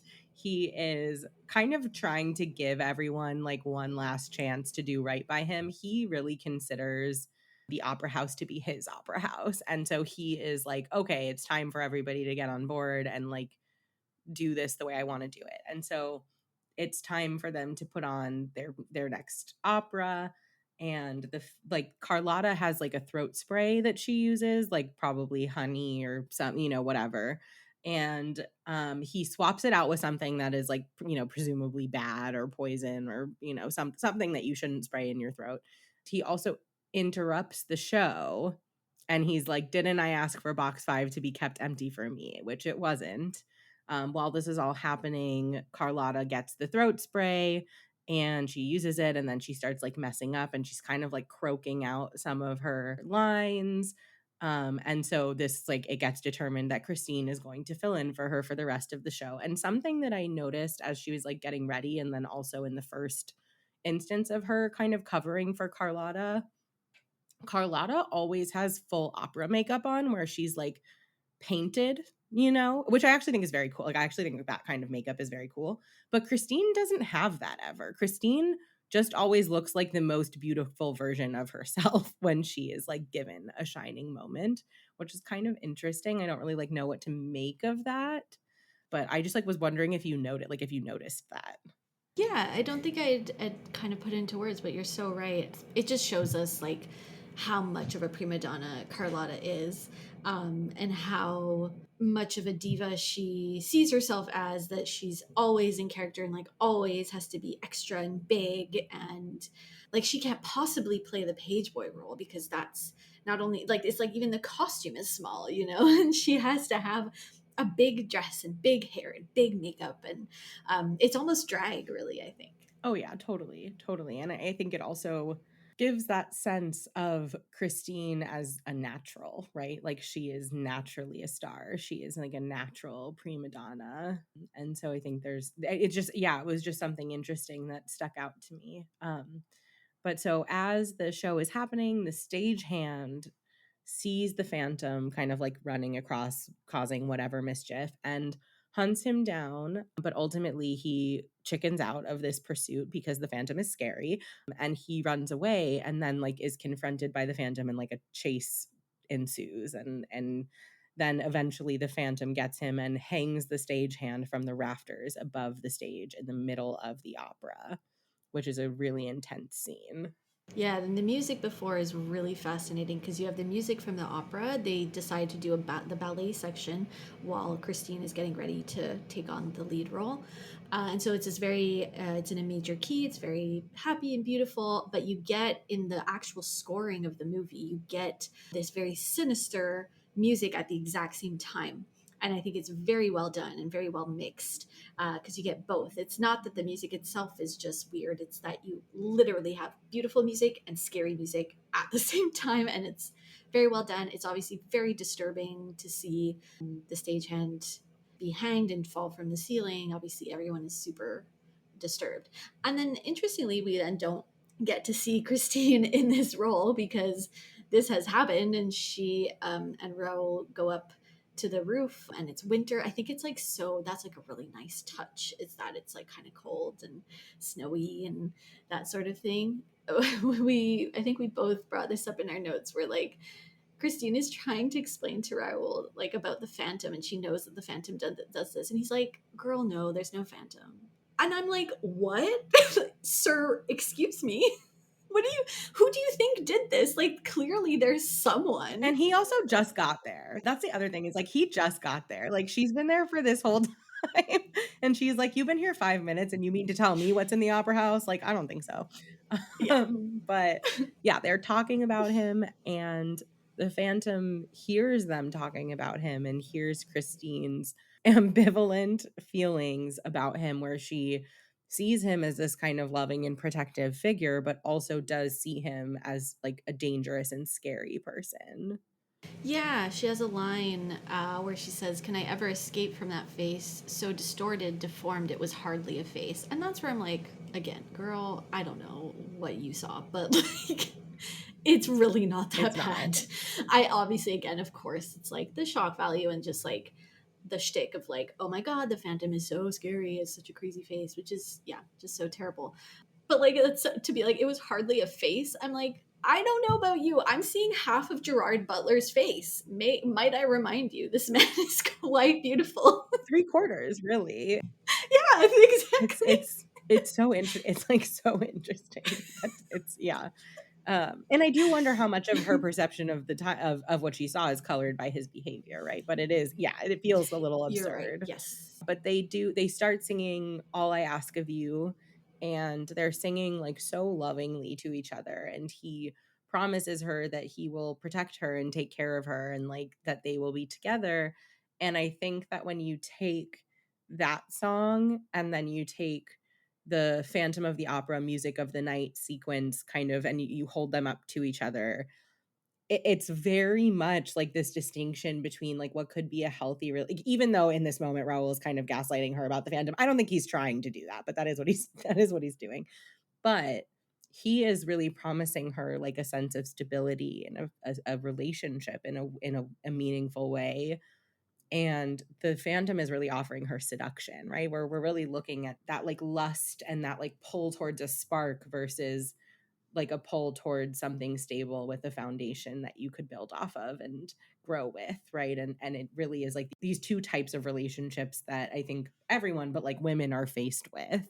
And I think a lot of people have these experiences where you have this person who is not good for you and you know they're not good for you, but like you feel so much with them that you are drawn through this like, and you're kind of drawn through it like it's a dream, you know. And then here is this other man who is like offering her a real relationship and offering her a real life, and she wants it, but you can see the like kind of conflict there.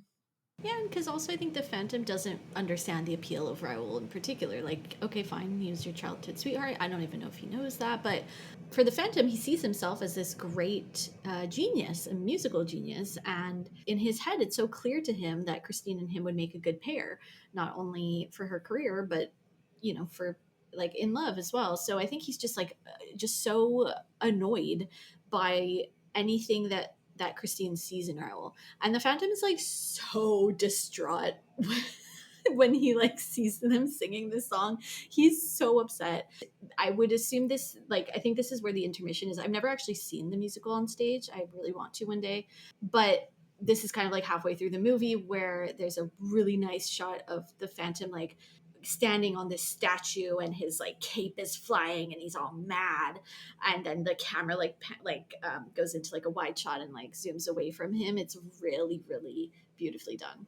Yeah, it has kind of a Sweeney Todd feel when he's holding up his Yes, razor blade, right? Like it has that same kind of love feeling. that. That's another like movie musical that I think like the movie did a really good job with. So I've seen it a lot of times. I've seen the play once. They're kind of like a little bit different tonally, but I do think the movie works really well. And I picture, yeah, like that scene of him like where he's like, fine, like the kind of like fuck it moment where then he's like, I will just kill everyone then. Oh, that's so true. It's like a turning point where he's like, even in some way he's mad at Christine now. Like he's not fully enamored anymore. Yeah, for sure. I think that is where the intermission would be like after that moment of him. And then and I think that because of that moment feeling like an ending, and then also because the next song, Masquerade, feels like the first song back after an intermission, right? Like it's kind of a full ensemble moment, which I think is, you know, how we jump back in. So we have Masquerade, which is what it sounds like. There's a masquerade happening. That song is really, I think, is like one of the songs I remembered the most from when I was a kid, which is kind of interesting. And the Phantom shows up. Yeah, he's in this, like, everyone is basically in black and white, like costumes essentially, and he shows up in this red outfit. And I think it mirrors, or you talked about the mask with the Red Death, or what was it? The Mask of the Red Death, yeah, where there's like the rich people like celebrating, like, and like holed up in a palace in the midst of a plague, and then like the Red Death shows up and whatever. So he is like bringing death upon this party. Oh, yeah, for sure. It's a really, like, this to me, it's a really hot moment, I have to say. He looks really good in this costume. He looks good the whole time, but this one I like. What I think is fascinating in this moment is when he reveals that he's written a new opera called Don Juan Triumphant. And Don Juan is this nowadays pretty infamous fictional character who's originally like a Spanish libertine. He's known for seducing women. And in the story, I don't know the details, like, but he kills his lover's father, and then at the end of the story, he's dragged down to hell by basically like a statue of the father or like something kind of mystical. And I have to say, as a classical musician, Mozart's opera Don Giovanni is like really quite amazing, and that's the story of Don Juan in that opera. But I think this was such this makes so much sense as a choice for the musical, for the Phantom to have written an opera about Don Juan, because I think that's how he sees himself. Of course, he has to be hidden. He's not going around town seducing women like Don Juan would be, But just with Christine, like he sees himself as this, yeah, kind of a libertine who he didn't kill Christine's father, but like the father is missing. And so there's the parallels are quite interesting. And then when we get to the actual opera, when it gets staged at the end of the musical, it's a one for one parallel of like what's happening in like a meta way and then what's happening in the opera. I love a meta moment, so I do really like how that pulls together. But yeah, so he presents them with this opera that he's written. He tells everyone off, and then like kind of disappears down a hole in the floor, into his like below the opera layer. And Raoul follows him, and then Madame Giry finds Raoul and tells him what she knows about the Phantom. And so in like a traveling show, there had been a boy that whose like kind of like show title was called The Devil's Child, with a deformed face, and he would like wear a bag over his head, and then there would be like a big reveal moment in front of the audiences, and he was like beaten and tortured and like really mistreated, and you can only imagine it's like worse than the 5 minutes we get of it on screen. And she as a child witnessed this boy kill his like captor, his handler in this show, who had abused him, and the two of them run off, and she hides him in like in the depths of the opera house. So he's been there from childhood, and it's like the probably the first and only place he's ever really felt safe. And so as she's like telling him this, Christine goes to visit her dad's grave, and of course the Phantom is there because of course he's there.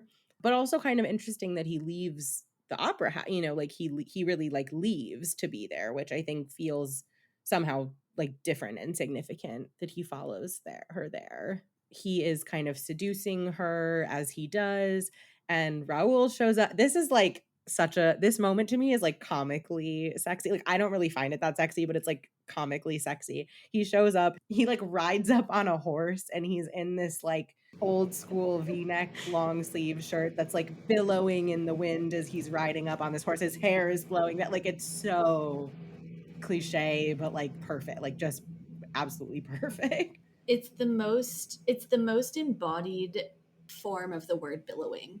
Like that's the only word you can use. Yes. And also when he originally gets on his horse, like when he knows his Christine is gone and he thinks the Phantom has taken her, he like literally runs and hops onto the horse.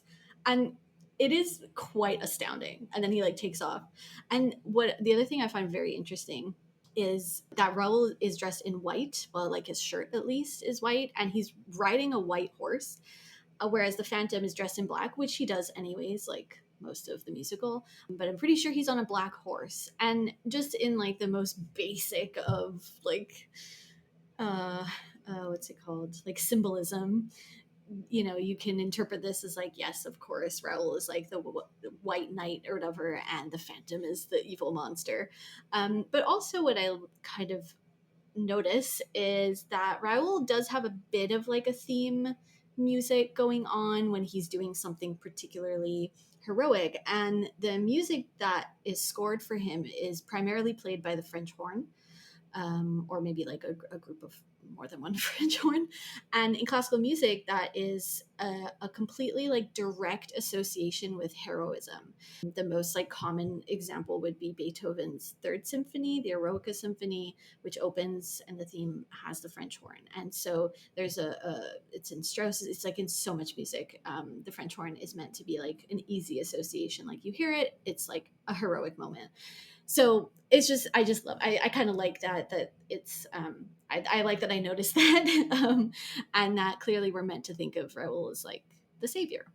Yeah, I think the music cues and the visual cues are really lining up in this scene too. So it's like a very powerful, like this man is the hero moment. And then the Phantom and Raoul get in a sword fight. I love a sword fight moment anytime. Raoul does win, like arguably wins, and he is about to kill the Phantom, and Christine asks him not to kill her. And we get this line from the Phantom where he says, "Now let it be war upon you both." So he's done. He's like, he's mad at Christine, he's mad at Raoul, he's totally done. And he is now scheming further. So there's a plan in place to capture the Phantom during like the next show.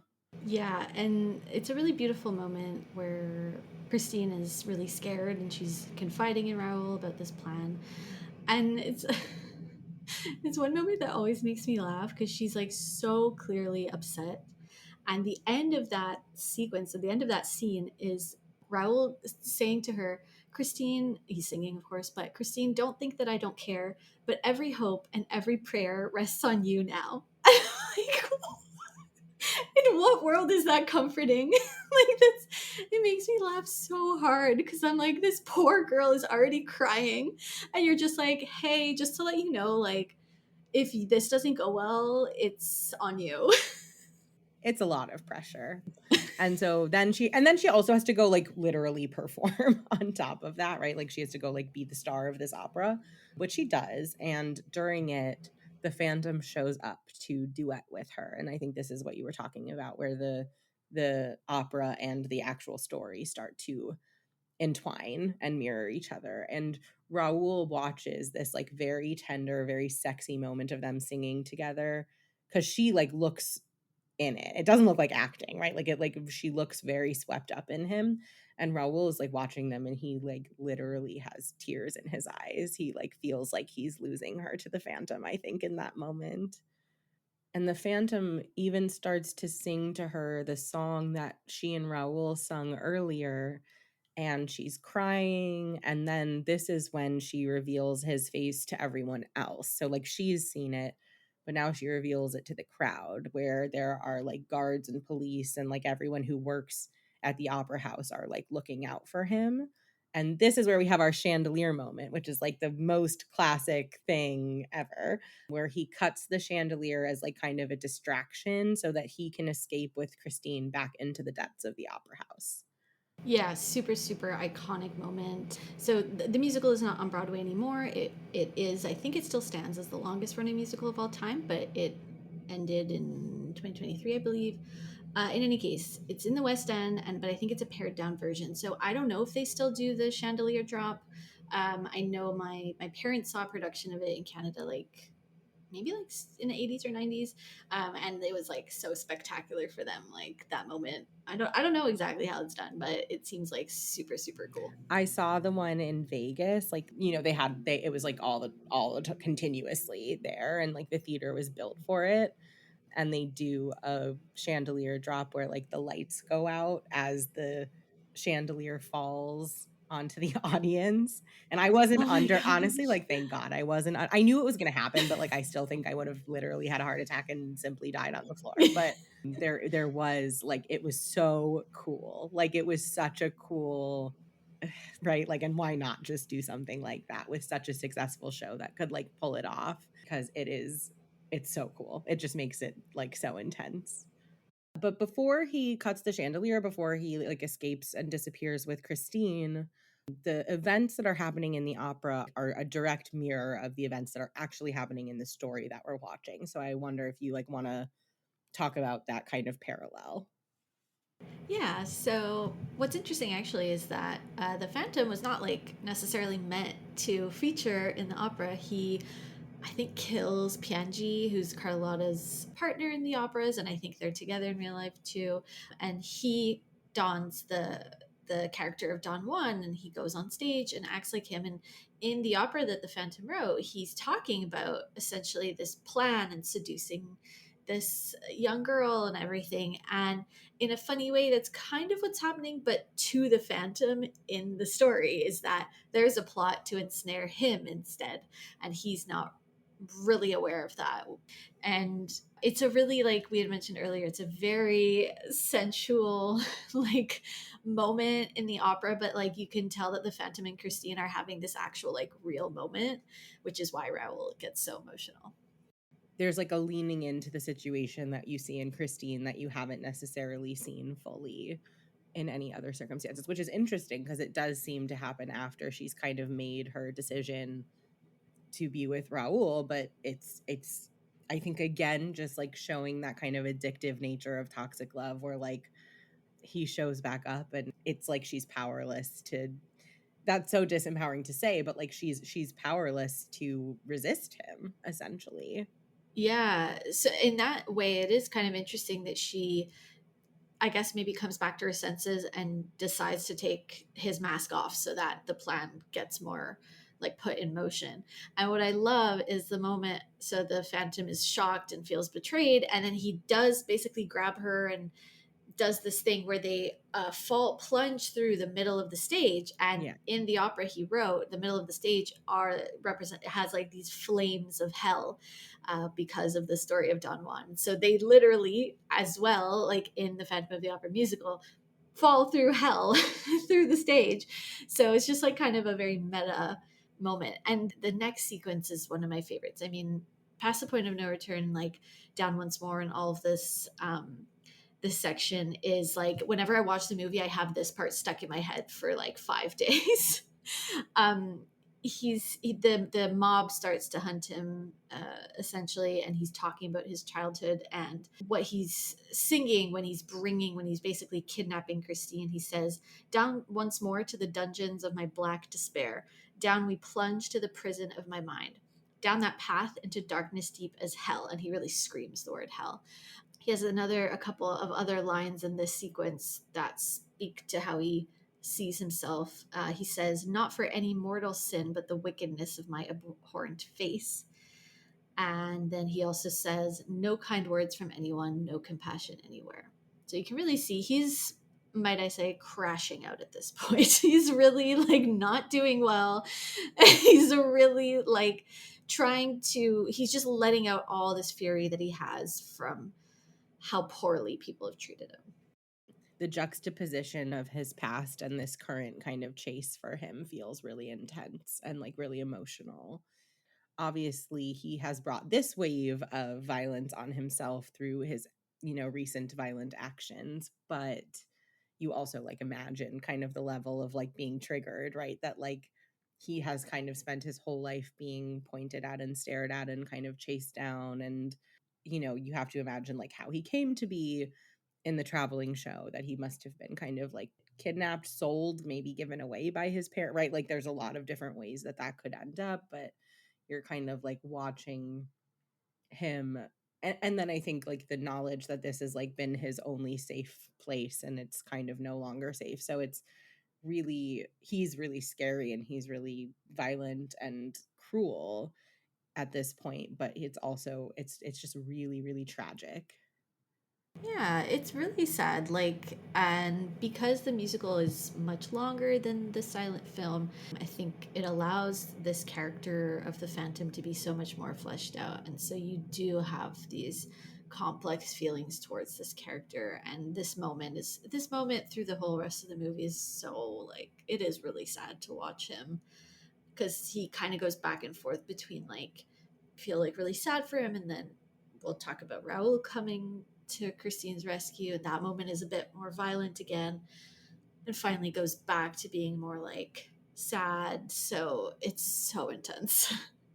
Yeah, while he's like escaping with Christine and having these kind of flashbacks and the mob is hunting him down, Raoul is looking for them too, and he falls into like this underground chamber full of water that I said like reminded me of like a saw trap, because he like drops into the water and then seemingly almost automatically the grate not falls, but like lowers to the surface of the water and then like slowly goes beneath the surface of the water so that he's not able to come up for air. He finds the like crank for it underwater and is able to raise it and be able to get out. So he he like falls into this trap for him that is really interesting that it's even there. And raises some questions as to why that's there, but it is, he absolutely could have died there. While this is happening and while Raoul is looking for them and while everyone's kind of descending into the depths of the opera house, into kind of his domain, he is trying to get Christine into the wedding dress and into the veil. And like as he is doing this, he's talking about like his mommy issues, basically, which feels very on the nose, that he's like, I'm going to build a bride for myself and I'm going to talk to her about my mom, right? Like it's just feels very Freudian. The subtlety has left the building. The subtlety has absolutely left the building. There wasn't a ton of it to begin with, but whatever was there is now gone. I think this moment feels really important to me, the part where she confronts him and says, like, your face isn't that scary, but your soul is scary, right? Like, I'm not afraid of you because of what you look like. I'm afraid of you because of who you are and how you're showing up in the world. Yeah, it is kind of like a bookend to after the music of the night when you mentioned that when she removes the mask, at first, yeah, she's taken aback, but I fully agree with what you said that it's really his behavior right away that scares her and shows her this dark side of him in terms of his personality, not his face. So again, like this whole the rest of the musical is her understanding like how violent at this point he is, how abusive he is. And she says, or sings, I keep saying say, but like they don't say anything in this musical, they just sing. But she says to him, this haunted face holds no horror for me now. It's in your soul that the true distortion lies. And I think that sort of gets him thinking like, oh, okay, maybe I've maybe I've gone a bit far now. He comes around in a way that is like sort of like, if you don't know the story, I think is fairly unexpected and fairly sudden seeming, without all these like little tidbits that are, I think, like, that I notice more because I'm watching it and like taking note. Like, I'm watching it differently when I know that I'm gonna like sit down and have like a kind of organized conversation about it. So I think a lot of those moments stand out more. But yeah, she confronts him about this. She says that like you said, she sings that line. And I think distortion is a really good word, right? Because I think that like his life and his existence has become so distorted by, not by his face, but by the experience that having that face has brought him, right? And like the world that he has had to inhabit, and the fact that the world is so different because of his differences. Yeah, on that note, I actually have a question for you because the word distortion makes me think of the mirrors, and mirrors feature so heavily in both the musical and the silent film. So I'm curious, like, I mean, a mirror in its simplest form, I feel like in film and television is this idea of like self reflection, like very literal self reflection. But I think it's way different in this story. Like, what do you make of the meaning of having so many mirrors? And also, there was like that kind of torture room with a bunch of mirrors around each other, but he has mirrors in his lair. Yeah, what do you make of that? So the Phantom spends his whole life tortured, right? Like like in the musical, right? He's tortured in his childhood by the people running this like show, and you can imagine like the torture of solitude, right? Like the torture of isolation. I think that like we learn as humans like very quickly to feel like we don't deserve peace and we don't deserve to feel okay, when we're never allowed to feel peace and we're never allowed to feel okay. And so I do think there's an element of like you used the word in the notes, like masochism, and I do think that that is there to an extent. I also wonder about, if I have to live with this face, then I have to live with this face, right? Like I almost wonder, and I don't know that I really see this in the movie, but like I think my like optimism wants it to be there, of like, can I desensitize myself to my own image? Like can I see myself differently if I continue to expose myself to my own image? I do also wonder if, when he is alone, does he have his mask on or not? Is like a question I have asked myself a lot of times. I mean, I assume that when he's running around scheming, he would have the mask on because there's like the potential of being spotted. But I think like when he's in his like lair, in his like chambers, is he sitting in front of these mirrors with a mask, trying to internalize the image of him with the mask as his true face? Or is he sitting there with the mirrors looking at like this deformity that he has that's not really that bad, but we're supposed to treat as if it's really, really, really terrible? That's such a good question. I did not even think of that. I think there's a moment before the Don Juan opera gets put on that he's like getting ready and he's singing and he has the little figurines of the opera, and I think maybe he like either puts his mask on or adjusts it or something. So that's making me think that he wasn't wearing it when he was alone.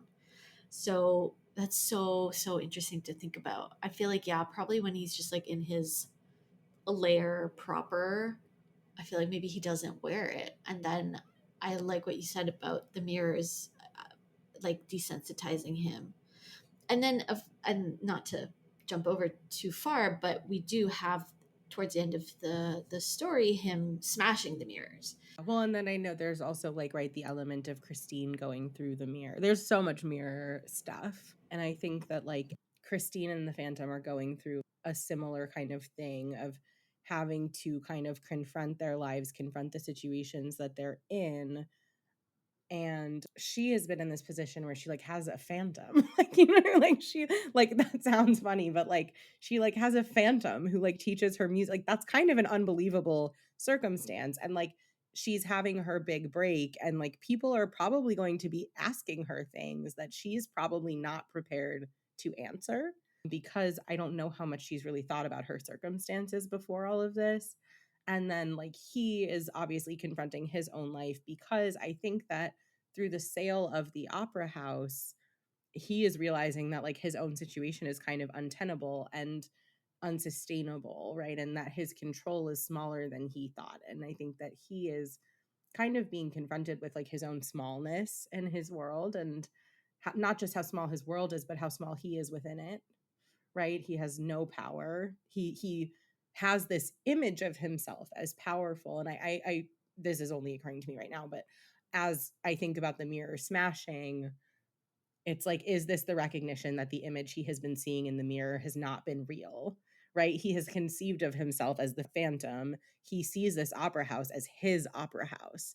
And like that perspective is being shattered through this story. And so, is this him being like, I have built myself up to be this mysterious and powerful and alluring figure, and I'm really not any of those things. I love that read of it. I completely agree. Yeah. Especially because when he starts smashing the mirrors, he's singing "It's Over Now," the music of the night. I think it's such a powerful moment. I think it's really heartbreaking. This is, yeah, very close to the end when he does that. But I agree. It's this idea like he saw himself as this Don Juan type kind in some way. And now he's like, okay, I just, this has gotten so out of hand. This is just not my life anymore. This is not where I thought any of this was going to go. And he's kind of acknowledging that, I guess. Yeah, and I think that he is being so confronted with his own story, like his own history and who it's turned him into, right? And we have, you know, the moment that like really like the end of the movie, right, where Raul shows up, and Raul is basically like, you can kill me. I don't care what happens to me. Please let her go, and like have compassion for her. And the Phantom says, the world held no compassion for me. And I mean, I think unfortunately, this is like a very real thing about humans, that like when we don't feel like people have compassion for us, it shuts our own compassion down, because it almost has to be a two-way street, right? Like it's so unsustainable to be compassionate when you feel targeted, when you feel ostracized, when you feel cut off and isolated in the way that the Phantom is. That this is what happens. And that's not to say that that makes his behavior okay, and that's not to say that everybody who goes through that type of experience turns like evil, right? Like it's not that simple, but it is very hard to not be bitter when the world has treated you like you are. Yeah, and also to your point earlier of like he's alone down here. Like he's so alone, and it's so terrible. Not only is he alone, he's underground. Lord knows when the last time was he saw the sun. Like even when he goes with Christine to the graveyard, or the cemetery, it's pretty desolate. It's not like the sun is out. Yeah, it's like a gloomy gray winter day evening, some like it's not like he's stepping into the warm sunlight. No, I didn't even like think of that. Like I can't even picture the. I feel like he just disintegrate. Like Yeah. it's so it's just that's what's so, yeah, heartbreaking again. Yeah. And there's this really emotional line that's one of my favorites. So Raul is actually kind of half submerged in water in the lair, and the Phantom has tied him up to this gate, and they're singing, and it's like one of my favorite moments. Like they're all kind of singing on top of each other, like with the past the point of no return music. And Raul is telling Christine, like, don't give in to him. Like the Phantom had said, like, either you can um, like marry me and then I'll let Raul go, or if you don't want to be with me, I'm going to kill him. And Raul's like, do not, like he either way you cannot win. He says at one point, or either way he has to win. The Phantom has to win. And at one point he has this beautiful line. He just says, "I fought so hard to free you," but it's like this quiet, like singular moment, and I always tear up. Like it's so beautiful. I love that moment in the song. Mhm.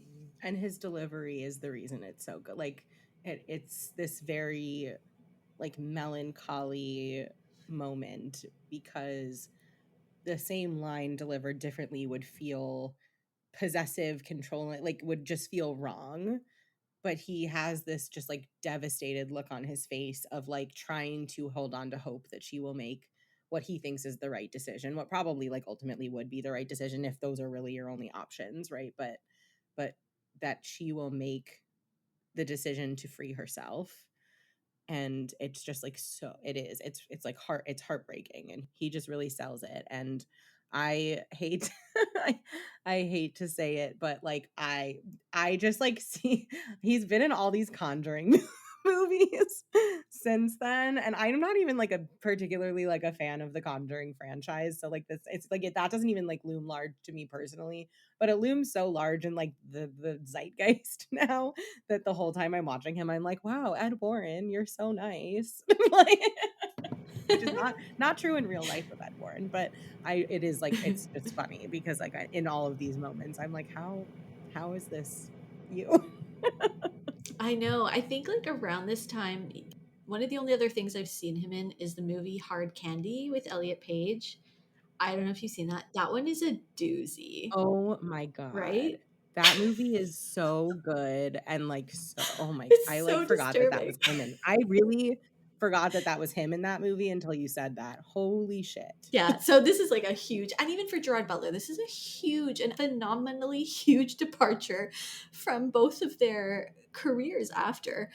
I just think it's so fascinating. But I know Patrick Wilson really likes to sing like during the COVID lockdowns, like there were a lot of like live stream concerts and stuff like that in the Broadway community, and he did one. I think he sang Think of Me, like he did like what's it called?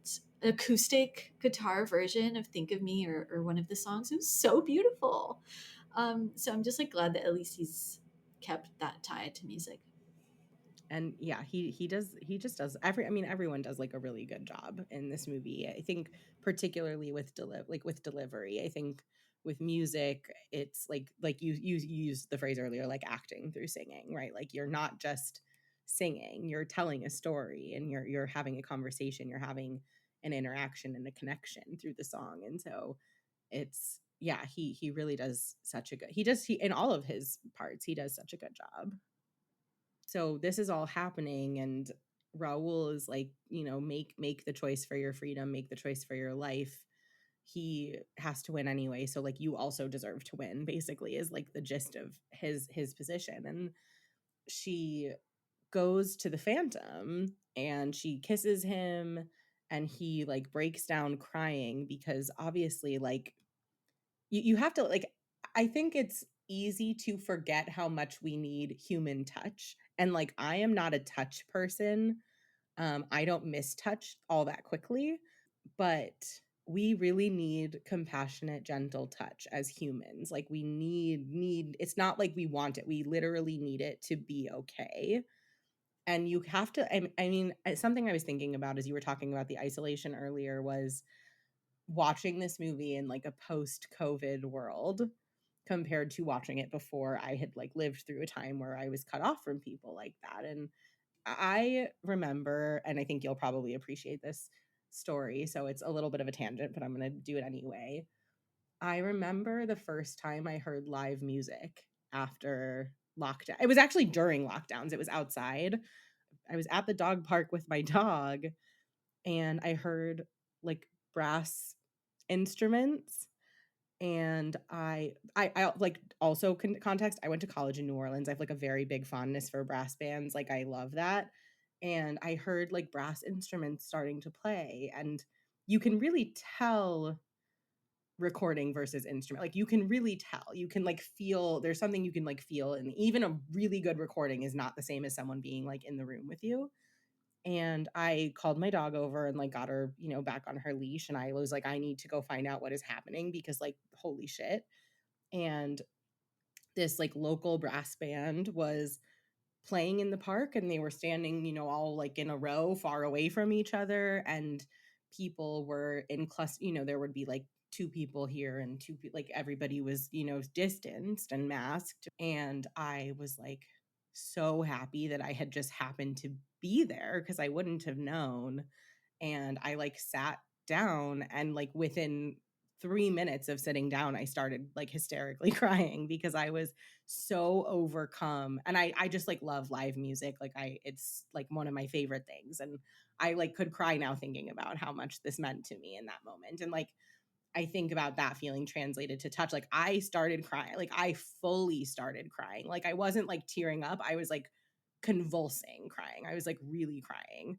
And so to think about like how overwhelming it would be for him to like receive a loving touch even in this moment where he doesn't know what's going to happen, and that ends up being kind of his turning point, right? Because he hears the crowd coming, and he basically says, never mind, you two get out of here and don't tell anyone about me. Don't tell them where I am. Don't tell them what's going on down here, and like just leave so that they don't find me and they like stop looking for me. And it seems very significant that the moment that he is able to see that, because I think there's a version of this where I mean, and I think he still does kind of sacrifice himself, but there's a version where he's more defeatist and more like, if I go down, I'm taking everyone with me and you're not going to get away. And he has this like tender moment with her and is then able to have maybe a moment of clarity almost, and see that like this is not the way. First of all, thank you for sharing that story about hearing the live music. I think that's so touching and so emotional. Of course, as a musician myself, I love when people recognize the importance of, first of all, human beings making and playing music, but also that the live aspect and how ephemeral it is. And sometimes I see a concert or see a musical or something, and I'm like, I want to keep this forever and ever and ever, and I want to consume it, and I want to have this as an object. And then I have to remind myself that no, the it's the same thing as being a human being. The magic is that it's going to end. And so I love that story. And then in terms of the phantom and the kiss that he shares with Christine, I think I completely agree. It's probably so overwhelming for him, like sensory wise. And I think what it seems like to me he's realizing is everything you said, as well as the fact that Christine is clearly choosing to save Raoul, not herself, and that her love for Raoul is clearly so powerful that even though 2 seconds ago she said she hated the phantom, she's now telling him, oh no, actually, yeah, you're right, you know what, I love you, I'm gonna kiss you, let's be together. But he knows that it's because she wants to keep the deal that he said he'd make to save Raoul. So I think that's probably really sad for him too, and that's why he's like, you know what, I think I get it now, like you love this guy a lot. So that the mob is coming, I don't know what the fuck I'm about to do anymore, so how about we just cut our losses. I mean, it's just gotten so far out of hand, right? Like I think that he had this plan but didn't have the foresight, or like maybe even just like the general human awareness from being isolated for so long to really think about like how this could ever work, or like how this could play out, right? Like there's no version of this that works out for him at this point. Like he's literally past the point of no return, right? Like he has made this into something that is inescapable for him. I think between all of that, like the only option is to let them go. Like there is no other way. Yeah, and then there's a really touching moment where he's basically in his bedroom sitting with this toy symbol monkey that we saw at the beginning of the film with the auction. And actually, we see it in the flashback to when he was a child at the circus or whatever, the traveling show. So he's had this toy or whatever for a long time. And Christine walks in, and you can see on the Phantom's face he has this tiny change in his facial expression, where you can see he's starting to think that maybe she's actually coming back to be with him. And I only really noticed that change viscerally this week when I rewatched the movie, and it's so like deftly done, the acting choice there, because it is like a blink and you miss the change happening. But you see in his eyes and his face, he's starting to smile because he's like, oh, maybe she actually changed her mind and she's gonna be with me. But it's actually because she is coming to give the ring. It's like not back to him, because it's the ring that Raoul gave to her when they got engaged, I guess before Masquerade. During Masquerade, the Phantom steals it, like takes it from her neck because she had it on a chain around her neck. He said something like, "You belong to me" at that point. And then I guess he gives it back to her while she's getting dressed up in the wedding gear. And so then she comes finally to give it back to him. So there's been like a lot of exchanges of this ring, but it's like a goodbye, right? It's a goodbye. It's a take this to remember me. And he says, Christine, I love you. And it's like, so he like his voice catches, and it's really, really, really heartbreaking. Despite all the shit he's put everyone through and the people he's killed, seeing him get his hopes up and then his like deflated atmosphere is really kind of tough to watch. It's a real reckoning for him, right? That like what he thought was going on is not what was going on. I'm curious how he relates to the ring and like the idea of being given back the ring, or like you said, it's kind of the ring keeps going back and forth, so it's a complicated, but how he feels about being given the ring as like a keepsake, as like a goodbye token, and the kind of simultaneous joy isn't exactly the right word, but like some positive notion of like she doesn't want to abandon me fully, like she wants to leave me with something, but then right, like the devastation of like, but she's still gonna leave me, right? Like she wants to leave me with something to remember her by, but she is still ultimately leaving. Yeah, and she leaves quite romantically with Raoul on the little gondola, and they're singing "All I Ask of You" again. Yeah. And then that's when he kind of goes into a rage and breaks the mirrors. And it's really, and then it's the music of the night music. It's so intense. It's so dramatic. Not like cheesy at all, but it is very like a heightened drama moment. And he kind of escapes again through the mirrors. There's some other kind of like layer behind the mirrors in this whole musical. So that moment is really, it's all just so sad. Like, I guess watching it, I do tear up at certain moments, but I'm just like, I'm just vibing with the whole movie. And then, but like putting it into words and like saying what is going on with my voice actually makes me feel like that it's so much more sad than I realized. Yeah, because you have like the glitz and glamour of musical and of opera and like all of these things kind of bolstering each moment. And then, yeah, and then you're like left with just the story. Right. And then it's like when it's stripped down to its bones like that, it is a tragedy. It's like a romantic tragedy. And, he breaks the mirrors and he flees. And I would like to hire the person who designed all of these underground layers for the opera house, because like I would love to have so many secret passageways. Like that's amazing. And then we're back with the old man who, like, at this point, I think is very clear that it's Raoul. And he goes to Christine's grave and he leaves like the symbol monkey. And while he is there, he sees a rose with a black ribbon tying the engagement ring from all those years ago to the rose at the grave as well. So it appears that the Phantom has also been to her grave. But the Phantom is older than her, so how is he alive? But yeah, the Phantom has, That's so true. Yeah. yeah, yeah, but the Phantom has left like the rose and the ring on her grave. And the Phantom was there first. The Phantom was there first. And the level of yearning. Yeah, I mean, you can imagine like Raoul's probably been there before, and what I like, I don't, I mean, whatever. Like, I'm sure not literally Right. first, but like they both wanted to leave her something from this like time in her life, and the Phantom was there first. Yeah, you can imagine how impactful that um, part in everyone's life was. And before I forget, I wanted to ask you, do you know that there's a sequel musical to this musical? No, what? Wait. Get ready. Give me all the information. Do I need to watch it? Is it like worth watching? Yes, so there's a pro shot. I don't know. I watched this I think during COVID lockdowns. Like, can't remember like what platform or anything. You have to look it up. It's called Love Never Dies. I do have to spoil a bit of it right now. Like, I can't help myself. But basically, You it can. You okay, can. great. I'm ready for it. I won't spoil the ending because that's anyways. It takes place, I don't know, 5, 10 years after the main story of the Phantom of the Opera, and it takes place in New York. Madame Giry is there with Meg, and she's like running a circus or something like that. Um, and Raoul and Christine, I think, have gotten married and had a child, and they go there, and I don't even remember why. I think Christine wants to like get back into performing, if I'm not mistaken.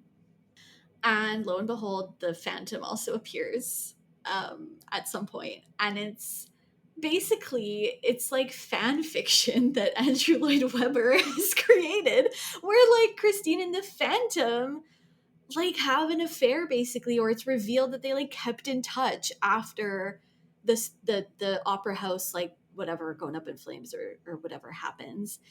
And it's like kind of hilarious. I think this must be the only sequel musical ever, because musicals don't usually get sequels. It's just not normal, because you'd have to have usually traveled somewhere where you can physically see the musical first and then go see the sequel. Like, it just doesn't make sense, as opposed to like film and television, or films really.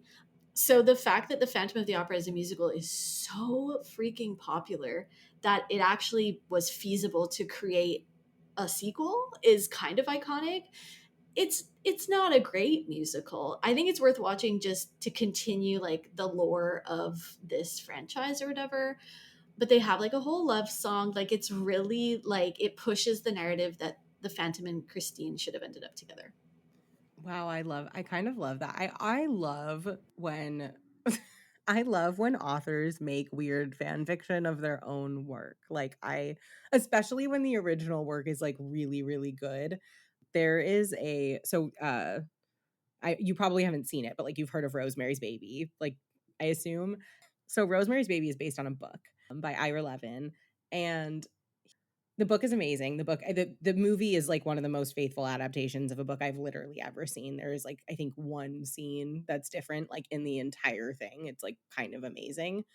And he wrote like 20 or 30 years later a sequel to Rosemary's Baby. I am going to spoil the end of this because I think it's fucking hilarious.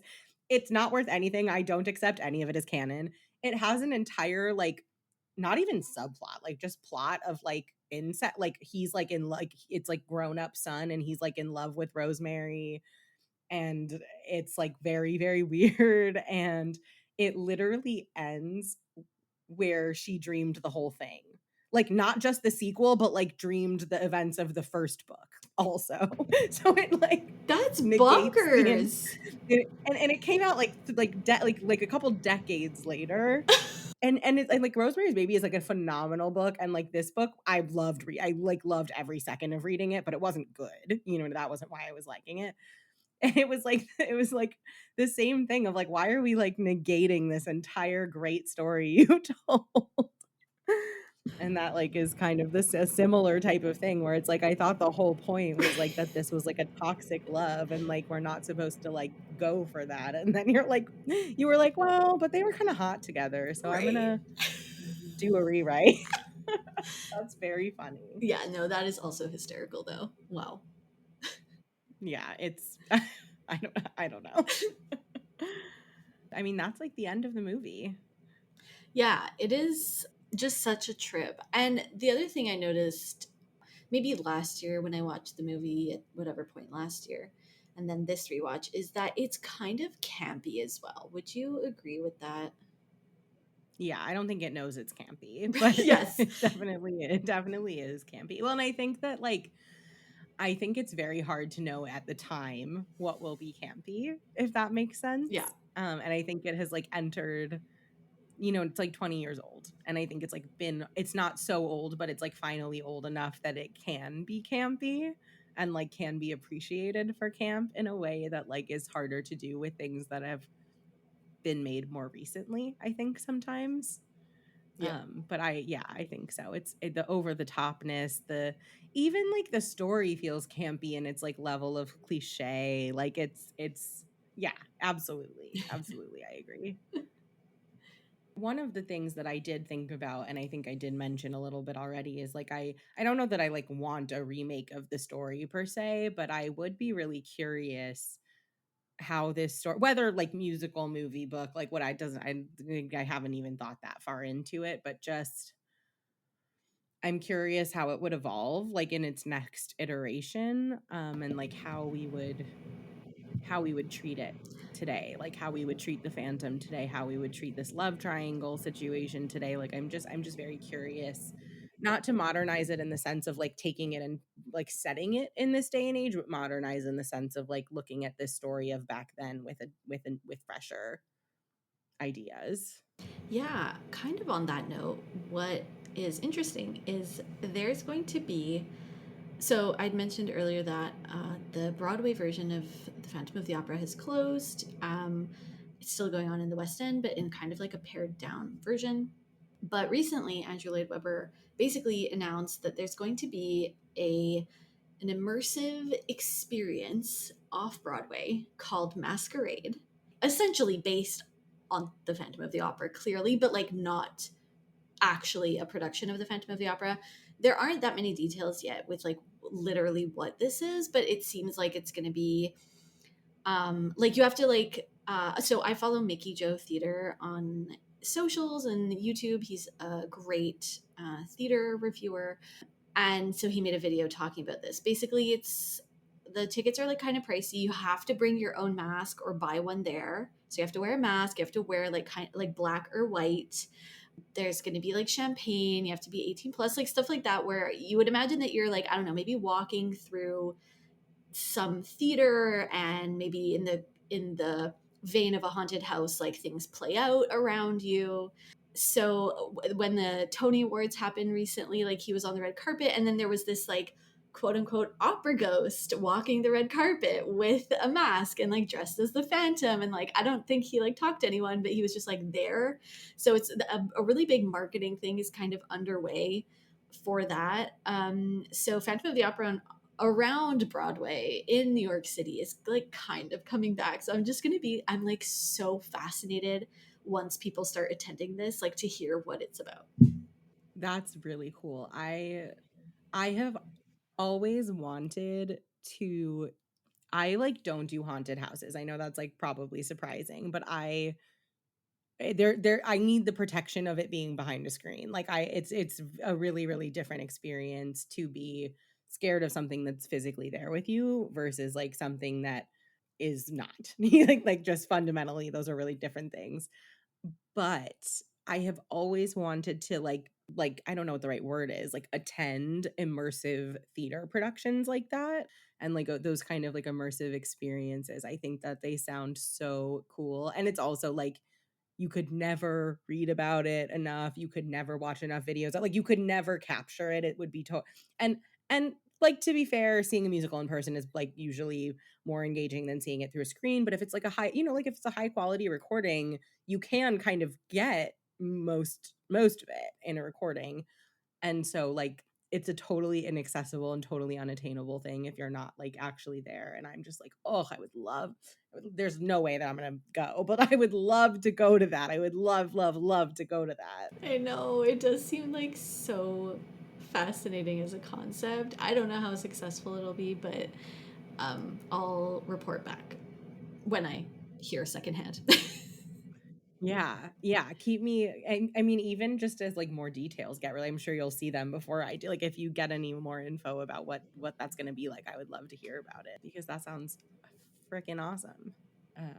So I know we talked about this kind of like at at various points throughout the story, because it's like impossible not to. But I think like let's maybe dissect a little bit of like the kind of classic ableism of the story, and the way that like disabled and like visibly different characters are often portrayed in media, like I think particularly in older media, but kind of like still today.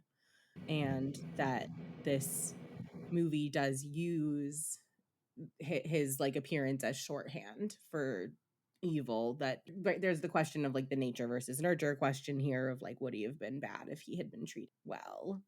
Yeah, I think what's actually one of the most fascinating things for me to think about, the difference between an iteration that says that he's born with a facial difference and one where he, I guess, gets it like post being born. Because then that, I think that does have, I think it just changes maybe like how people react to him in his world, like in society and that sort of thing. But I think it's a really reductive and harmful trope, right? To cast to have a story where a disabled person is depicted as scary, especially, but then also any kind of evil, any kind of abusive, controlling. And so it's a weird thing for me, like watching this nowadays, where I'm like, oh, I don't know. I guess I feel kind of icky about the fact that there's this story where we're meant to be scared of someone whose face looks a bit different. That's why I do really like the musical still, because I hope people see enough nuance in this iteration of the Phantom to still consider him to be a really fleshed out character. But it's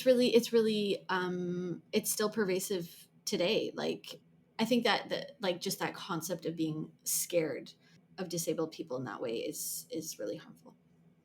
Yeah, and I do think that there is a greater like stigma and greater response to people with facial differences, particularly like relative to like limb differences or other disability. Like I think that there is like a particular response to facial differences that is maybe bigger than other things. And so I think that's obviously something that's important to, name. And I think it does raise a little bit of the question of like, does he need to have any visible differences? I mean, I think particularly, I think less so in the musical version, but like with the backstory of the silent film where he had been like an escaped prisoner, right? Like you kind of don't need him to look scary because he's a fugitive. You know what I mean? He needs to be hidden, and if he's a fugitive who loves music, what like there are a lot of ways that that could play out that don't require that same element. And so I guess, yeah, like I wonder how this works without that element. And I think that it would. I think that like you would have to finagle it, but I think it actually is like quite workable, like without that being a piece. I agree, because in fact, you could even keep the mask, because what it could just easily be is, like you said, like a fugitive, and maybe it's someone who's famous enough that everyone has like seen the person's face in the papers, let's say. So then Mhm. you can still get the Phantom having to wear a mask so that people don't know what he looks like when they see him, and everything else would just stay the same. So yeah, I think it's obviously a product of its time. The story having been originated in 1910 or thereabouts, the silent film 1925. You know, it's hard to expect more from that time period.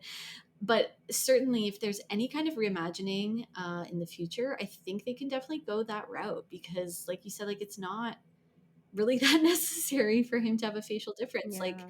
everything else can kind of stay the same. Or I guess I also wonder if there would be, like with Wicked right now, with Wicked Part 2 coming out, there's discussion about how they're going to handle Nessa Rose's character and like and it sounds like they're trying to maintain the point but make changes to add nuance and like reduce some of that kind of stereotyping of disabled characters. And so I'm also even kind of like, if they really wanted to include that element as like a part of this classic story, like is there a way to have more moments where it is made more clear that like the reason you're scary is your behavior? They do say it in the musical, but like I wonder if there's more ways to drill that in, more ways to like to expand on that, maybe give more time to that piece of the story and less time to something. I don't know what less time to like what else, but to give that more room to breathe, and maybe have like patrons of the opera who have visible differences, or performers like in the opera who have visible, like something to start breaking down that wall of like, I am this way because of my appearance, like, right, like something to get in between.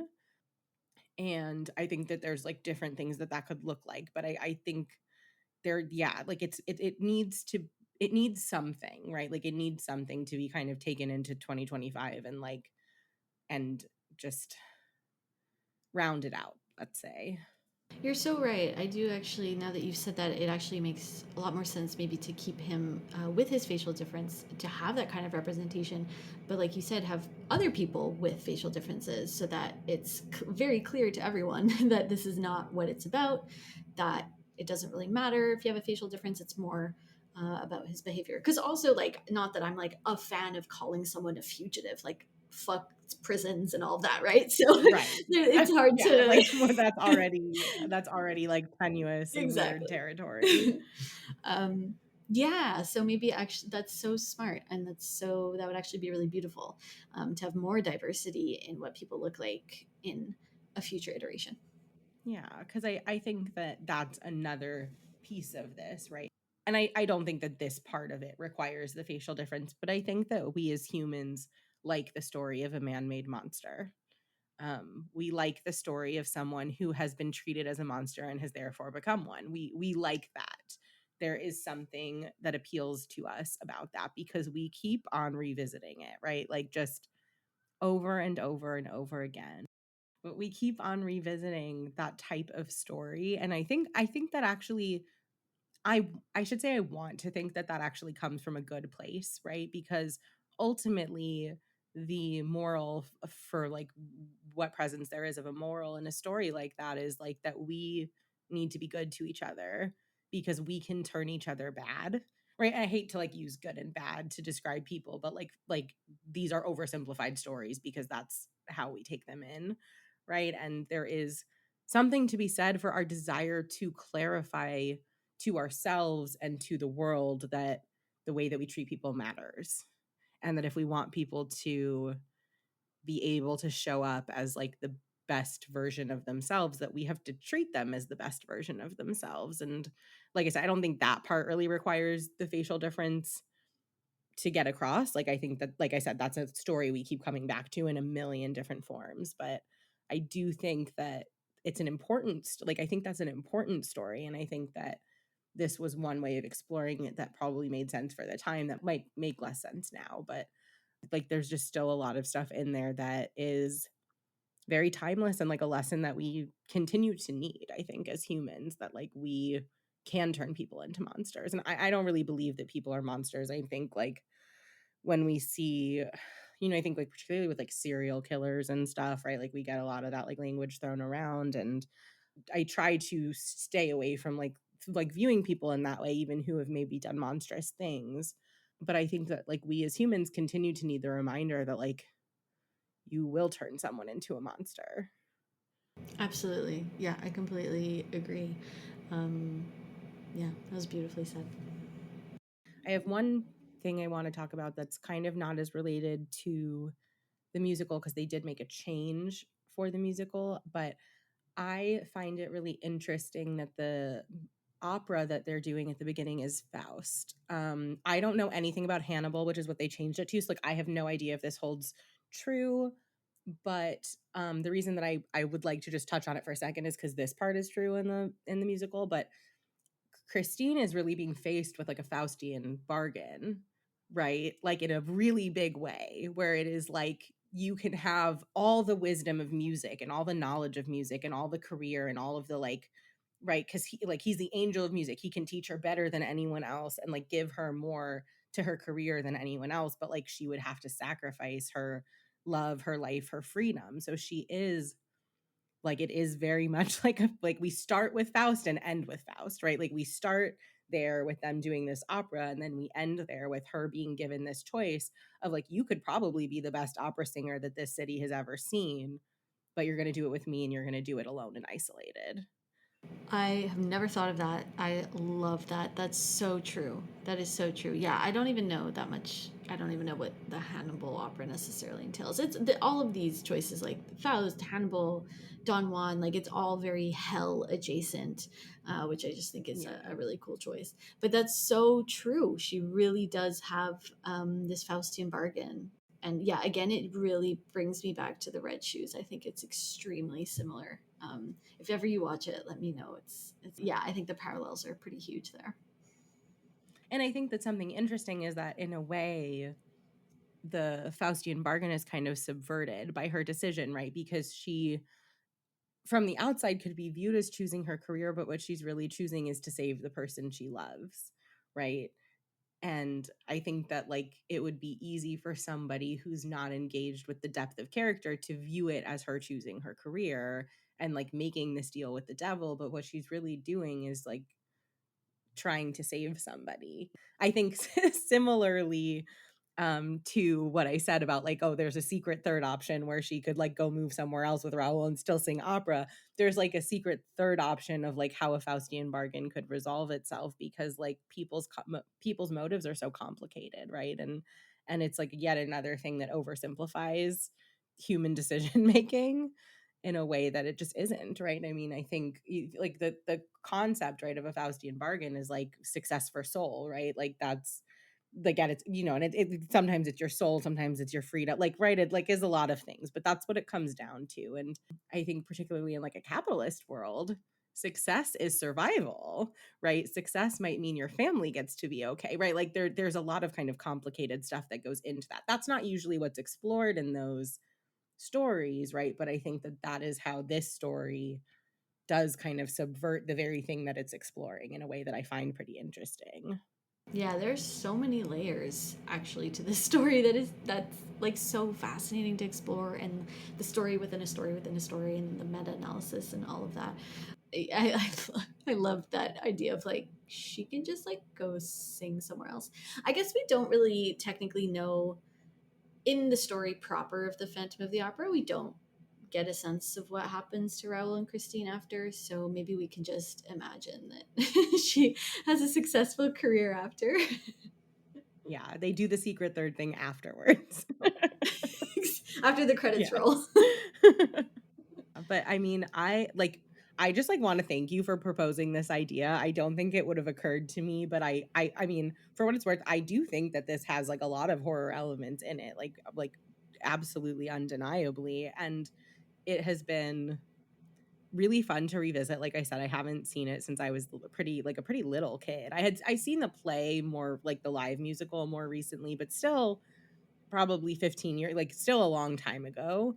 And it was just like it was such a delight to revisit this movie. And then obviously it was really fun to watch it with the expectation of discussion, right? Because like I said, we watch things like differently when we know that we're gonna sit down and get into the weeds on it. And of course, we've been recording now for three for 3 hours, which I should have anticipated because I could probably still talk about this for 3 more hours. I think it would get repetitive, but I would be still having fun.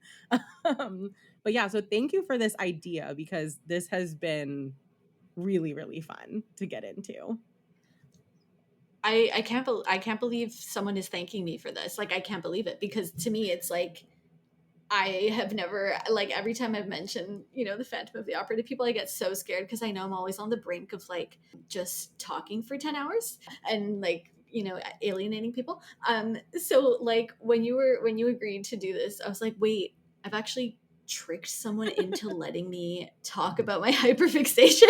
Like what? Yeah, that's funny. This has been like incredible, truly. Like I'm just sitting here like smiling. I'm so happy we did this.